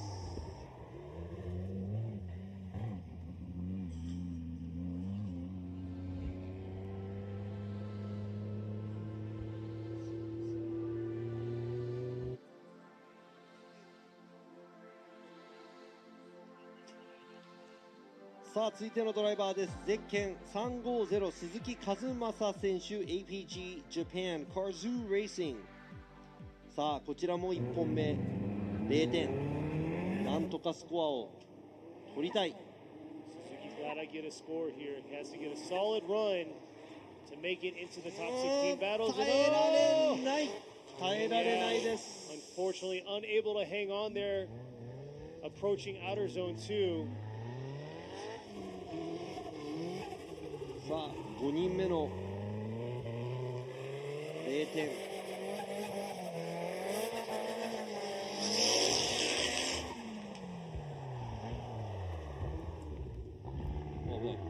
0.2回。2 incomplete. Just saved it too. さあ、残念ながらこちら鈴木選手も、予選敗退となってしまいます。次回頑張ってほしいです。さあ、現在バーンアウト、タイヤを温めている、ウォームアップをしている田島雄一選手、先ほどね、5分間ルールを使って何か車の修理をしていましたが、 Here we go. Tashima had to use his competition timeout for something earlier for his first run, but it looks like he is ready to go because he's sitting on an incomplete as well. こちらもね、この先まだね、数名1本目0点という過酷な状況に陥っているドライバーが続きますが、田島選手それをなんとか脱出できるか。 We'll see how this second one goes. Too hot, leaving outer zone 1, unable to keep control of the car. このね、降ってるか降ってないかちょっとヌルヌルしている状態がもしかしたら一番難しいのかなと思いますが、 Not sure what the condition is on the track, but maybe it's kind of like slimy and slippery right now because it's not fully wet. You know? And maybe that's just, you know, throwing off all the drivers.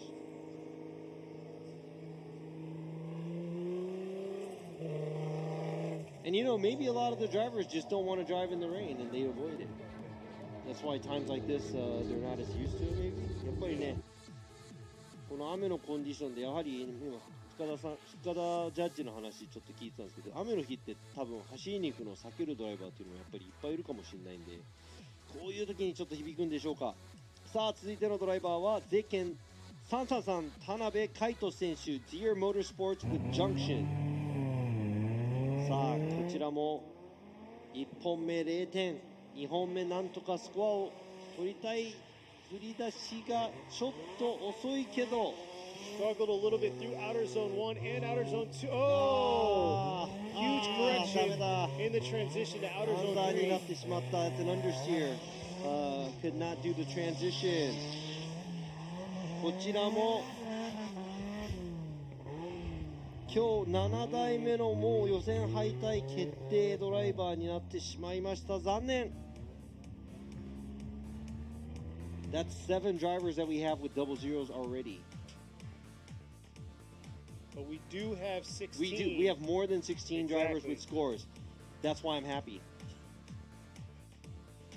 That didn't sound exciting at first when you said that, so.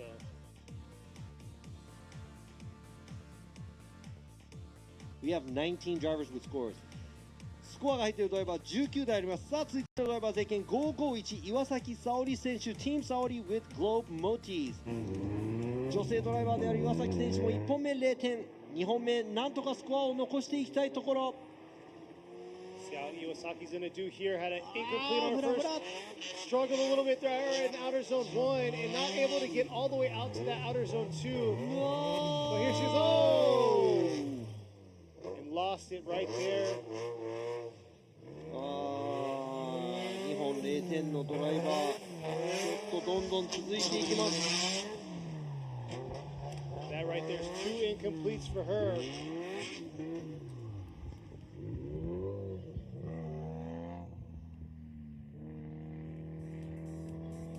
The official right there, 2 incompletes. So hopefully we will see her out for round 2 at Ebisu.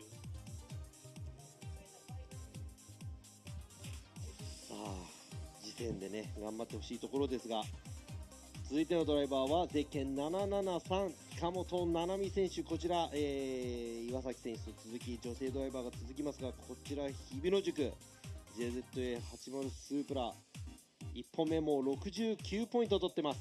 She to 69. I think that might be safe. I think. Depending on what everybody gets after this. 69ももしかしたら大丈夫なんだと思いますが、2本目もっと高いスコアを入れていきたいところ。Looks like she's getting a little bit more aggressive here through outer zone 1, carrying it through to the outer zone 2. Not too bad. Oh, dip in a tire. Throwing your car, disturbing the direction of the car right there, leaving outer zone 2. But I gotta say, it was a lot more aggressive approaching the outer zone 1 and filling outer zone 2. But unfortunately, she was a little too deep through that outer zone 2, dipping a tire and throwing her whole car offline.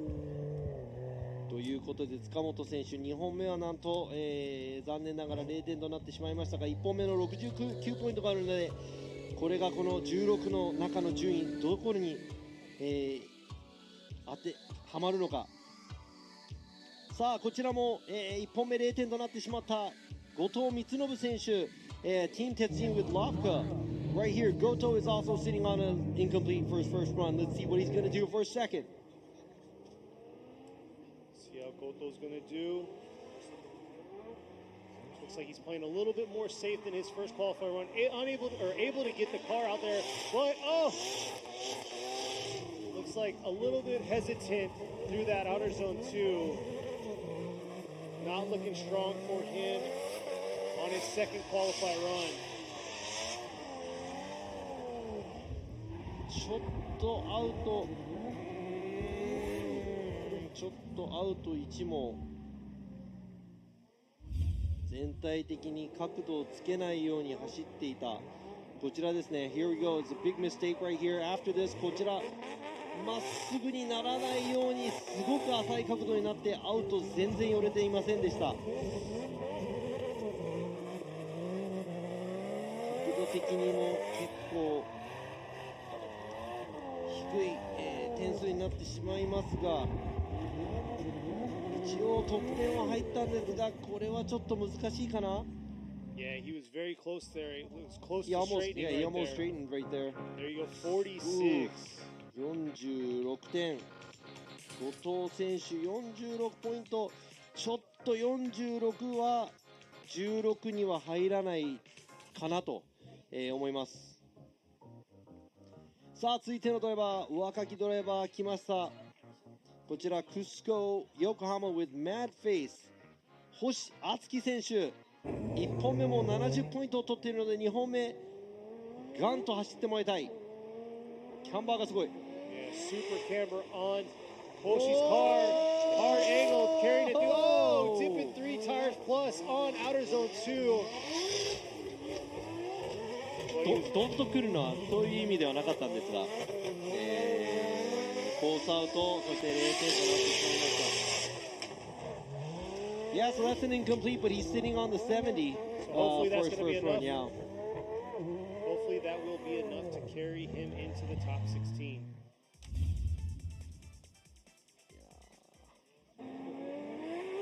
まあこちら進入からちょっと振り出し遅れからの、角度つけすぎたという。もうね、アウトゾーン2のアウトクリップ、コーンがもうね、泥色です。We got a piece of mud standing for the outside zone 2, the second cone. It's like just, that cone's been, it's seen better days. Maybe we'll hang your coat up over there and it'll be good. Yeah, Mr. Iwata said, the outside zone 2 cone is going to taste like chocolate because it's all brown.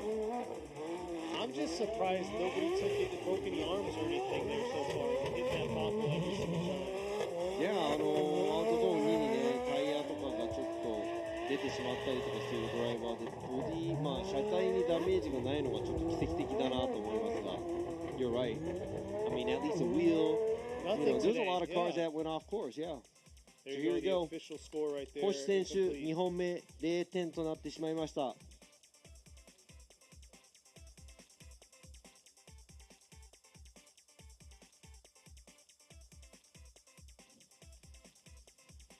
さあ今のリアバンパーは2本目2回目2番手で走った Mesmer 選 Yeah, that was 手かな Mesmer's rear bumper that was on the live stream, but here we are, the next driver's ready to go. さあ続いてのドライバーゼッケン215高田健選手グラース高田 with オートショップワイズ1本目0点2本目得点を欲しい Oh, coming け in ど real hot in the ちょ outer っ zone 2. とダメ Oh! だこちらもコースアウトそして戻り残念ながら0点予選敗退となってしまいました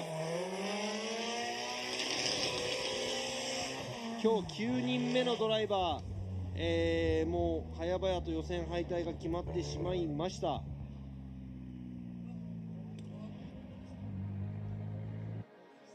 So there's the official score, incomplete, 2 incompletes for Takata, so that's going to finish his weekend up.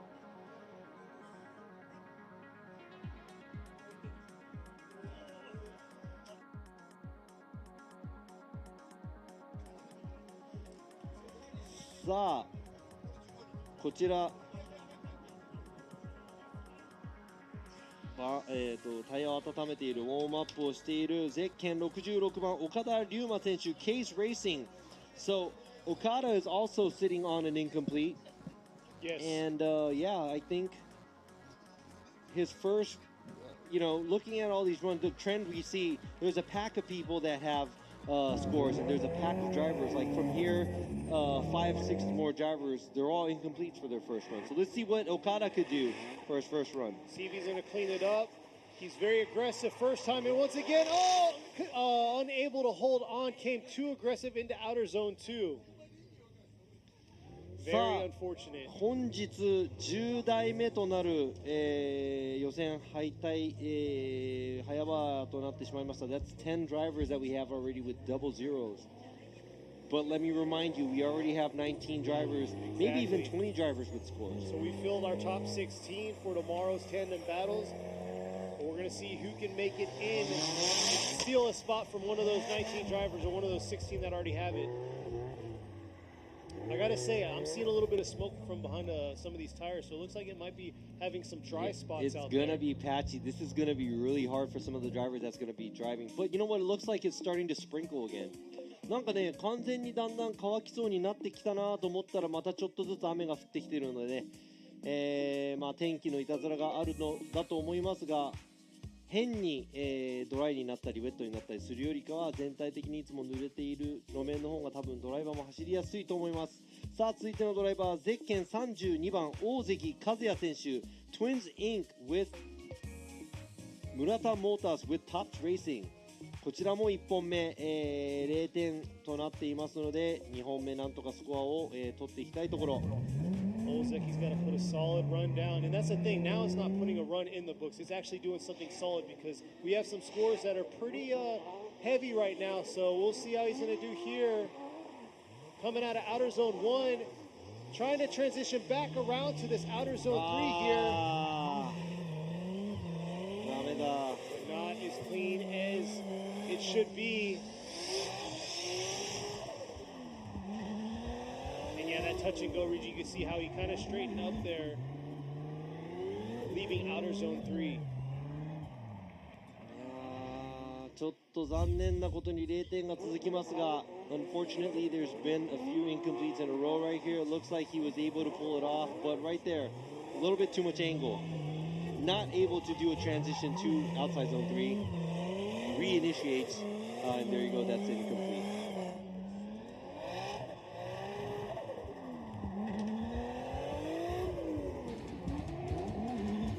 さあ大関選手の2本目も0点となってしまいました。さあ続いて、スタートラインにも待ち構えているのがゼッケン767ラーマン・ラセル選手 RS 渡辺ガレドリ海 By now Japan. So Rahman is ready to go. This is his second run. His first run he's sitting on an incomplete. ラーマン選手1本目も0点2本目どういう走りをするか。Oh! Can he hold on to it right there? Right back on it. ダメでした。なんと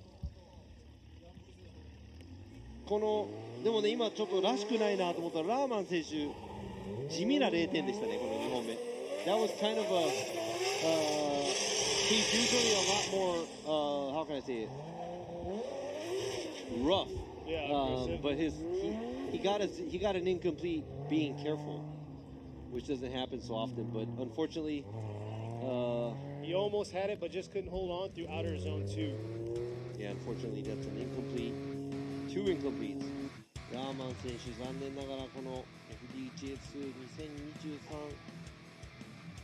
1戦目でなんと予選敗退となってしまいました。さあ続いてのドライバー、ゼッケン72番西崎智春選手、種松 Thunderbird。 So Nishizaki's going to do had an incomplete on his first qualify run. We talked about earlier, he's owned this car for years. I think it's a single owner by him.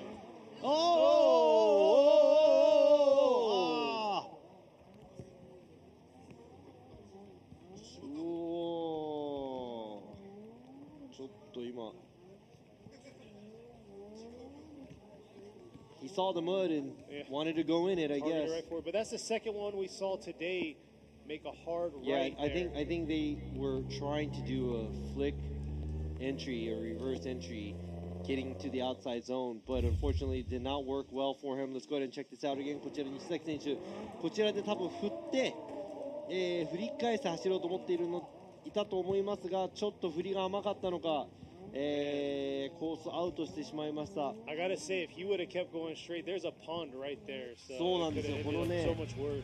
反対側に池があるので、あの中にちょっと入ったらもう大惨事なんで本当に良かったです。Yeah, that would have been not cool. And he's taken a lot of mud and grass with him too. Yeah. That's unfortunately another incomplete for 西崎選手はここで予選敗退となってしまいました。さあ続いてのドライバー、ゼッケン514野村圭一選手、ティーム九州ユーラス with Cusco。1本目69ポイント。That's a 69 on his first run. Let's see what he's got for the second. Oh, nice flick into the outer zone 1. Nice job coming around to outer zone 2. Dipping a tire.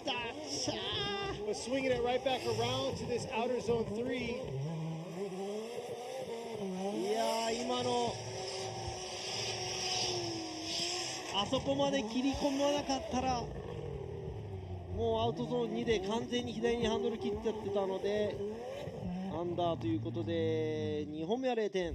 That's an incomplete for a second run on the outside zone 2 as he was trying to recover out of the dirt. He just steered in a little bit too much. I like the way he flicked it. I like the way he did. There you go. Steering to the left. That's an opposite drift pretty much. Very unfortunate for him right there.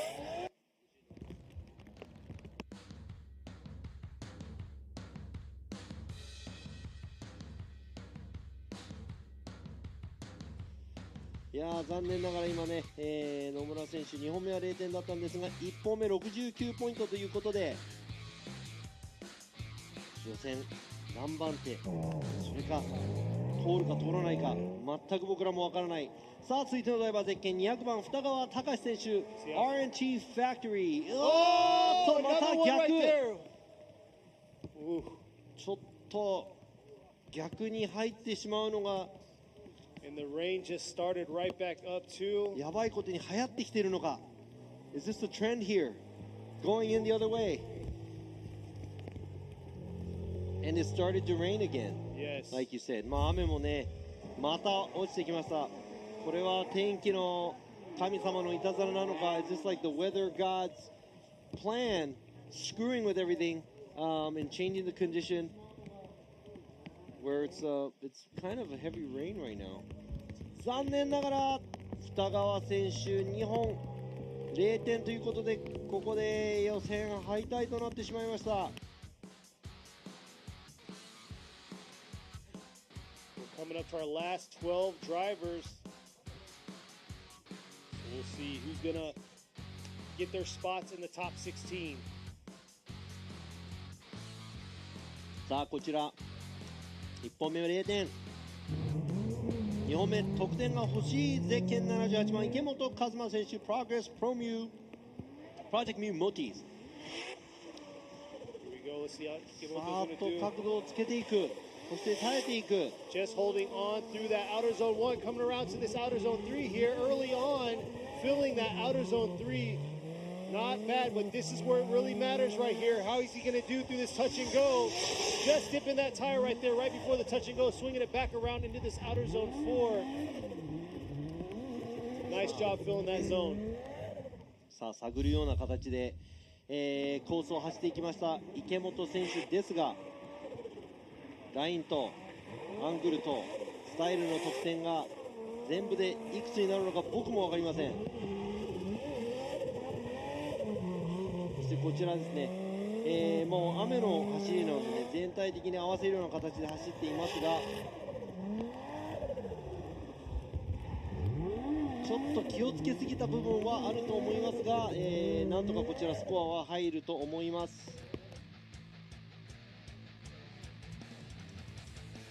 There you go, 74. なんとここで池本選手74ポイント。That's a 74 by 池本. This may be safe. It may be, but it's getting real interesting now, clouding the Because we got like 10 more drivers to go, and there's a lot of guys that got incompletes, including this guy right here. あと10名ほどのドライバーがいますが、1本目0点となっているドライバーが多々います。さあサム・ルーカス選手、サミット2本目得点が欲しい。Here is Hammett coming real aggressive into this outer zone 1. Real shallow through outer zone 1, but able to hold on. Playing it safe a little bit through that outer zone 2 there. Let's see how he's going to finish his second part of the track, leaving outer zone 3 real deep there, but has to carry it all the way through the touch and go.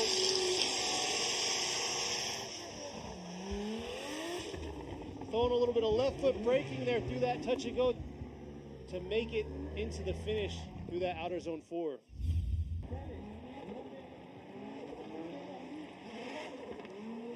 さあ全体的に角度的にはなかなかだったんですが、ラインがちょっと外まで行けてない部分もありました。There's an area where he was not able to bring his car all the way to the outside zones. Angle wise, fairly nice at outside zone 1, 2, and 3, but right here, a little away from the touch and go, throws more angle to do a switchback and cleans up his run at the end of the track. Now let's see if that's going to be good enough to put him in the top 16. 67. さあ今の走行67ポイント、ギリギリなのか。今予選突破するスコア、僕らも全く分かっていません。何点が、ボーダーラインなのかも分かりません。I am not sure what the borderline is. He might be right on the bubble. We're going to have to just see. There's 3 more drivers that are here that has not gotten the score. And there are there's maybe 2 drivers that are lower than a 67 as well. So let's go ahead and check out next driver, driver number 219, 杉田秀彦, worker. さあこちら振り出して角度がついていく。Here he is coming through outer zone 2, missing outer zone 2 there. He's sitting on an incomplete currently, running back around outer zone 3. ちょっと角度つきすぎた。Carrying it through his touch and go. Nice job through that touch and go. Can he swing it back around? Oh, and just playing it safe through the finish.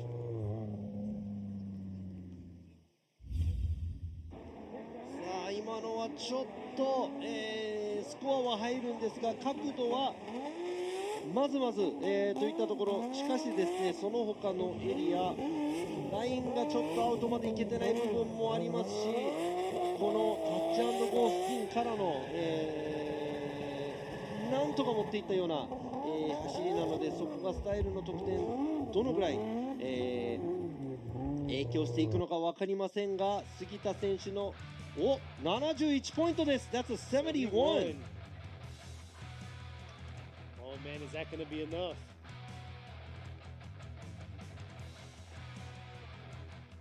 さあ続いてのドライバー、1本目65ポイント、2本目何点上げられるか。ゼッケン82番糸山修平選手。 Yeah, Itoyama's probably not sitting safe at a 65 right now, so he's got to step it up and make something happen on his second qualify run here. Coming back around, filling outer zone 2, trying to hold it all the way in, but looks like he let off a little bit early, not able to get deep enough into that outer zone 2. Same with outer zone 3 there, but we'll see how he's going to finish the rest of the track through the touch and go, and then outer zone 4.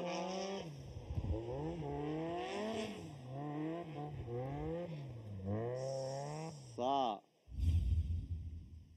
今糸山選手全体的に浅めな走り、そしてラインもちょっと、アウトゾーン2とかもですね出ていない感じがしますが、 looks like he's missing a lot of the outside zones and also not able to throw so much angle, shallow pretty much all the run, makes it into the touch and go. Doesn't look like he's as deep at the last outside zone as well. So let's go ahead and see what his score is. 67. Don't think that's going to be enough for him to be in the top 16 tandem battles. さあベスト16に残る、得点が何点必要なのか僕らにも分かりませんが、続いてのドライバーは1本目68ポイントを取っています。ゼッケン2番ラバー博士 AMC Racing. So Dr. Rubber already has a 68 for his first run. So he is higher than some of these drivers, but I'm not sure where the bubble's at.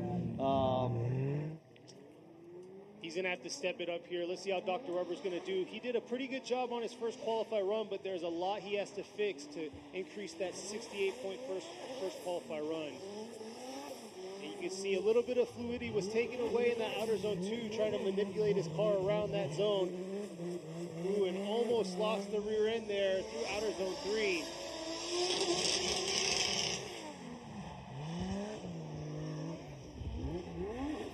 Not a bad finish there. Just got a little close at the end there.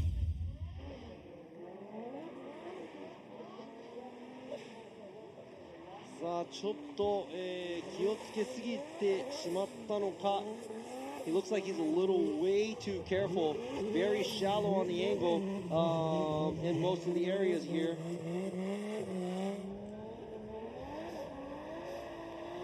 And I would have to say he does have a score already. I'm not sure if that's going to top the score or not. Let's go ahead and see what the other judges have to say.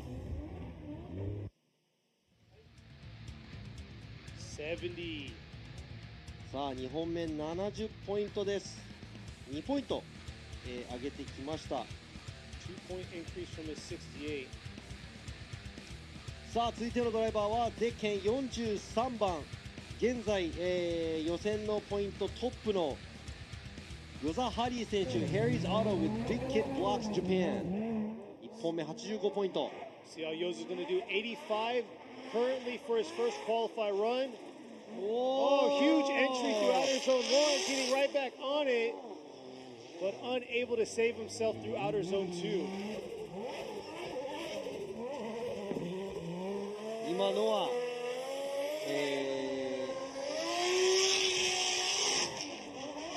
なんとか、もっといいスコアを出そうと、アタックしましたが失敗に終わってしまいました。That's an incomplete for Yoza's second run. I'm pretty sure he wanted to get a higher score for his, even though he's leading the qualify right now, he was going for it, and I give him that. But a great job on his first run with an 85.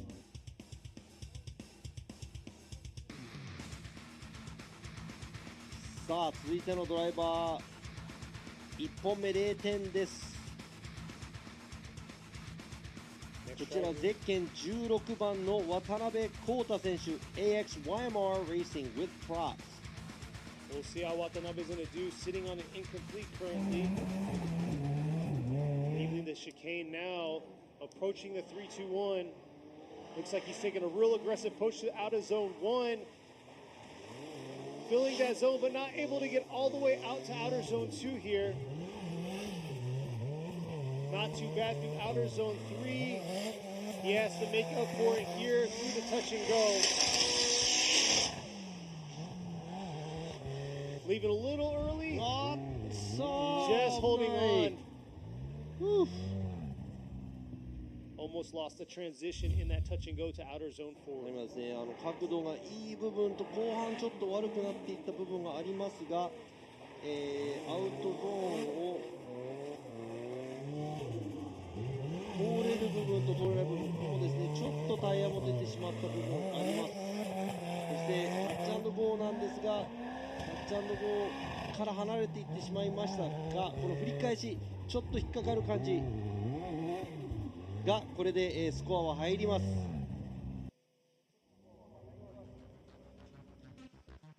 さあこちら渡辺浩太選手の2本目、1本目0点、2本目なんとかスコア。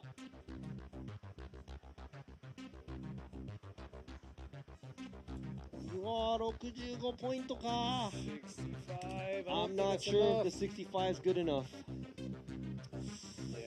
いやーちょっと難しいかもしれません。でも分かりません。スコアの集計してないので。さあ続いてのドライバーも女性ドライバー、1本目は67ポイントかな。ちょっと67じゃ分からない。ゼッケン168、箕輪正也選手、ヘイメン、なんとかスコアを上げていきたいところです。See how Minoa is going to do. 67 for her first qualified run. Has to step it up here. Improve and get these judges to give her more points for her second qualified run. Not bad in outer zone 3, filling that zone completely and getting right back on it through the touch and go, transitioning back around through this outer zone 4. ちょっと最後の角度は浅めでしたが、アウトゾーン1クリアしていくところ、姿勢は崩さずタイヤだけ、落ちてなんとか復帰して入ってきましたね。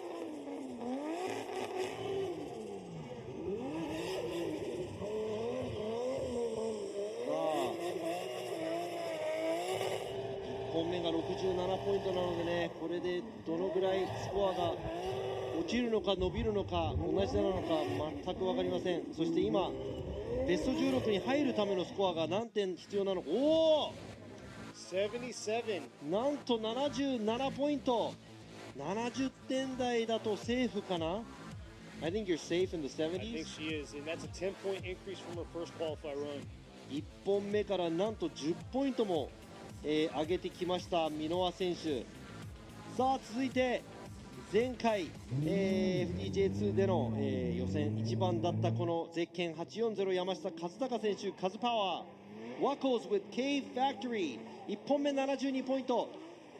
Oh, too much right there. Had a 72 on his first qualified run, and ちょっと突っ込みすぎちゃったかな。 laid it all on the line.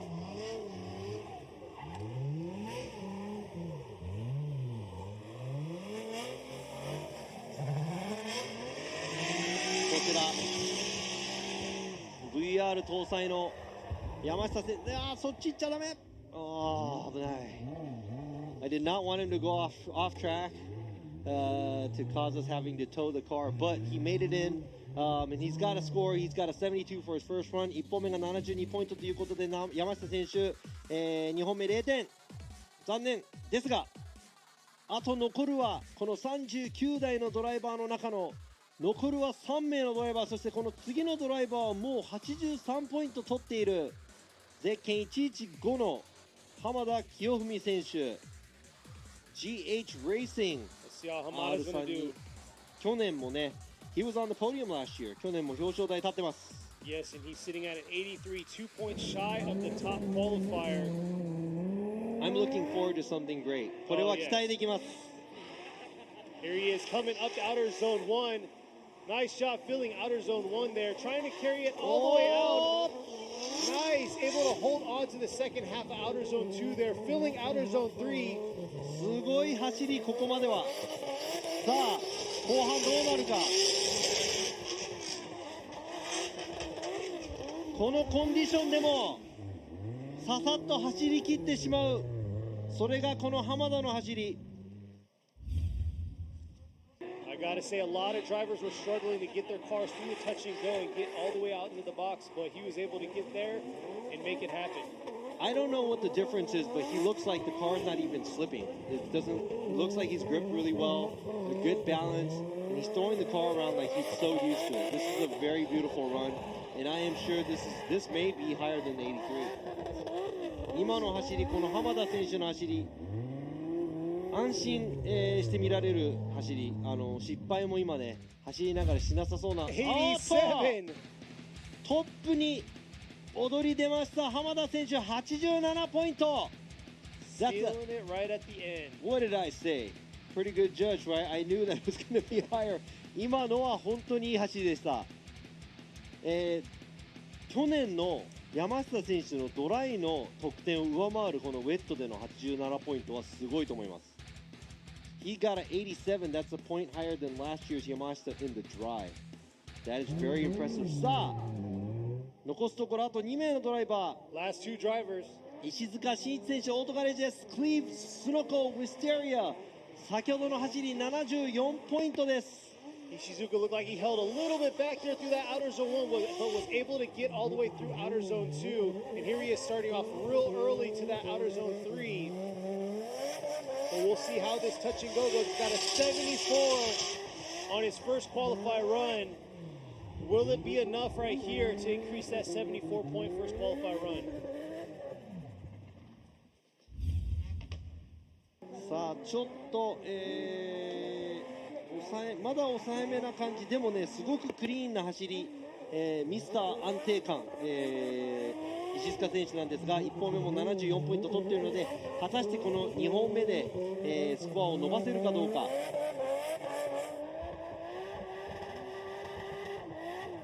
こちらね、角度のつけ方もちょっとやっぱね、このウェットの路面だと多い場所少ない場所ありますが、74ポイントから77ポイントに上げてきました。That's a 77 by Ishizuka. 3 more points from his first run. A good job. Now we're at the last driver. さあ、この予選最後のドライバーです。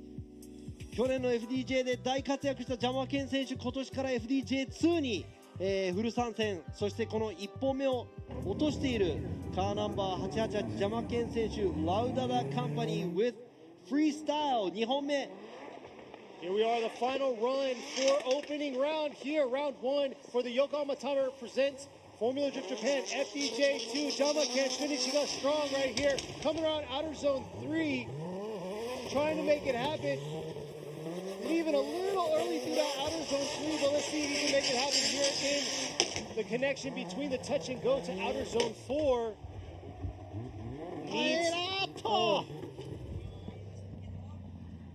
Had an incomplete on his first qualify run, so we'll see what the judges are going to give him here. さあ、ここフィニッシュ間際のちょっとジャマケン選手見なきゃいけないんですが、ここちょっと、長く待っていますが、車が安定するのを待っている感じ。そして、ちょっと V ラインみたいな感じでアウトゾーン3入っていきました。そしてこちら、タッチ&ゴーもまあまあ深いところに行きました。そしてこの振り返したところ、ここで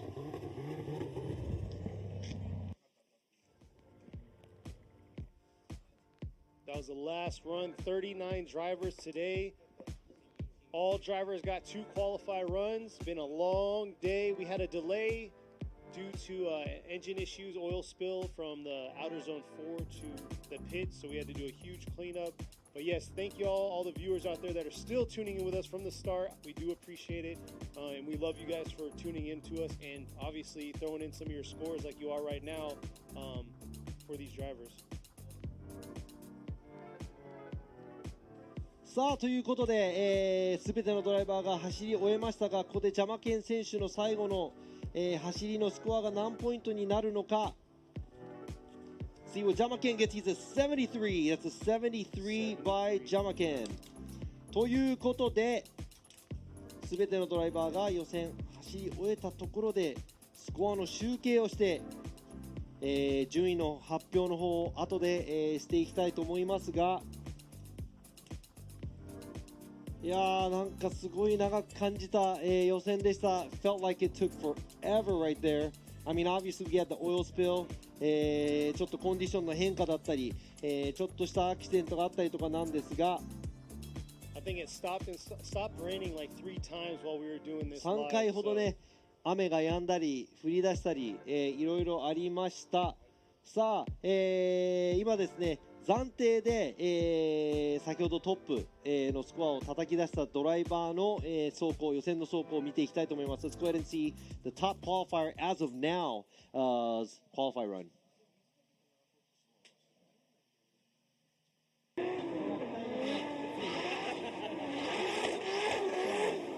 ちら浜田選手の振り返り。あら。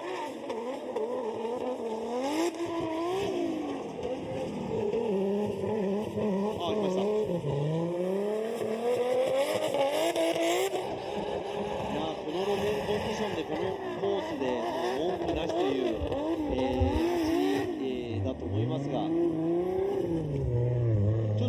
一度最初から、見ていこうと思いますが、こちら浜田選手一回止まってます。さあスタート。浜田選手のこれが2本目ですね。87ポイントの予選。That's an 87-point run by Hamada right here. Very smooth, clean initiation. Nice transition right here, right to where he wants to go. Not as much angle as he should be, but very clean and enough. And right here, very smooth, clean line going to the touch and go. And the transition after this, not all the way out to the outside zone, but he is there enough. 今はですね、走り。まあキーとなるアウトゾーン3から、タッチアンドゴーまで行くところのラインもですね、すごく綺麗に浜田選手、まとめていった感じがしますが、こちらまた雨が降り始めました。今日はですねちょっと長めの皆さんねお待たせして申し訳なかったんですが、ちょっとコース、綺麗にしたりとか We had to clean up the track. Sorry about that. A lot of delay. 皆さんにねお待たせしてしまいましたが、このコンディションで、まあ、去年の岡山12台しか予選通ってませんが、今回もう多分20台以上はスコアを取れているので、このコンディションでもスコアがちゃんと取れているというこの、なんていうんですかね、実力をめきめきとつけていっているのかなと、ドライバーの皆さん思いますが、 Looking at last year's Okayama, only 12 cars qualified out of 26 in the rain condition. This bad condition, I was expecting something similar to that, but it looks like they have more than 20 cars that made a score, which is great. さあ、今村ジャッジ、今日の感想をちょっと。まあやっぱこう J2 の選手のね上位陣の得点の取り方っていうところが非常に参考になったんではないかなと思います。まあこのね同じ状況、また同じタイヤでのね走らせ方となるとやっぱりこうドライバーの差っていうのが出たんで、まあそういうところはねこう、まあ、予選でちょっと得点の入らなかった人っていうのはまた次につなげてほしいなっていうふうに思います。Looking at the J2 drivers, he said, there are drivers that they differentiated. There was more drivers that were, skillful. There's a lot of drivers that didn't make it. Hopefully, the drivers that didn't make it could see the skills and how they use the tires, because they're on the same tires, and how the higher qualifiers did today, and hopefully they can bring it to whatever they have for next round and make use of it. ということで、深田ジャッジ、今回、J2 の方どうでしょう。日本走ってその2本とも失敗されてるドライバーの方が多いんですけど、同じような失敗の仕方をされてる方が多いんですよ。だからね、1本走った後に、ちょっとその作戦を変えるじゃないですけども、そんな風にしたらちょっと点数が取れたんじゃないかなっていう風には見えました。それよりなんで2本目走らなかったの方がね気になりますよね。ちょっとそれはまた深田選手の、そうなんですけど、まあそれの情報も欲しいんですけど、なんでかなって気になっちゃって。そうですよね。Sukada brought up, two runs. There were a couple of drivers that got zeroed out and then completed on 2 runs, and he said it looks like they're making similar mistakes on both runs. They have to learn how to change things up, because if they're making a mistake once, they're going to do it again. They should be able to change things up to make that not happen.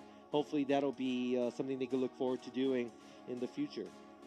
ということでですね、明日の、まあトライということで今日と全然多分違う感じになりますが、明日10時半から FDJ3 の配信、4台しかいなかったので準決勝からのスタート、そして13時50分から FDJ2 の、トップ16のセレモニーを配信していきたいと思います。We're going to start the FDJ3 live stream from 10:30. We only have 4 drivers, so we're going to start at semifinals.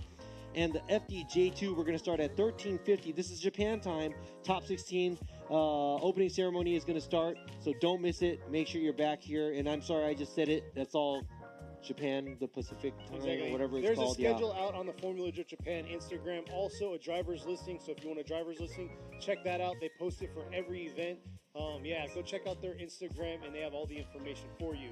Be sunny tomorrow. 明日は晴れを祈って皆さん、明日またお会いしましょう。ジャッジの皆さんもありがとうございました。そしてケニーもお疲れ様でした。Thank you guys for watching. 見ている皆さんありがとうございました。See you guys tomorrow. また明日。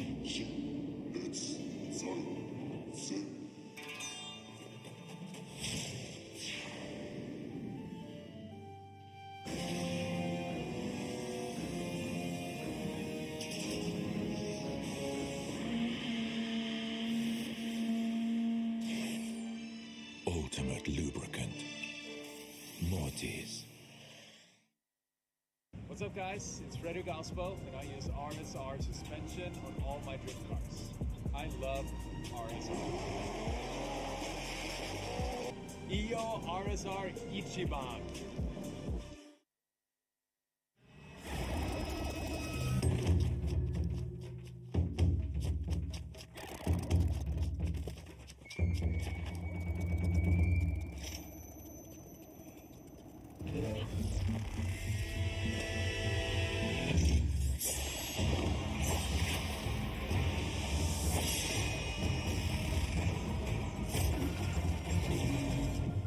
Made in Japan.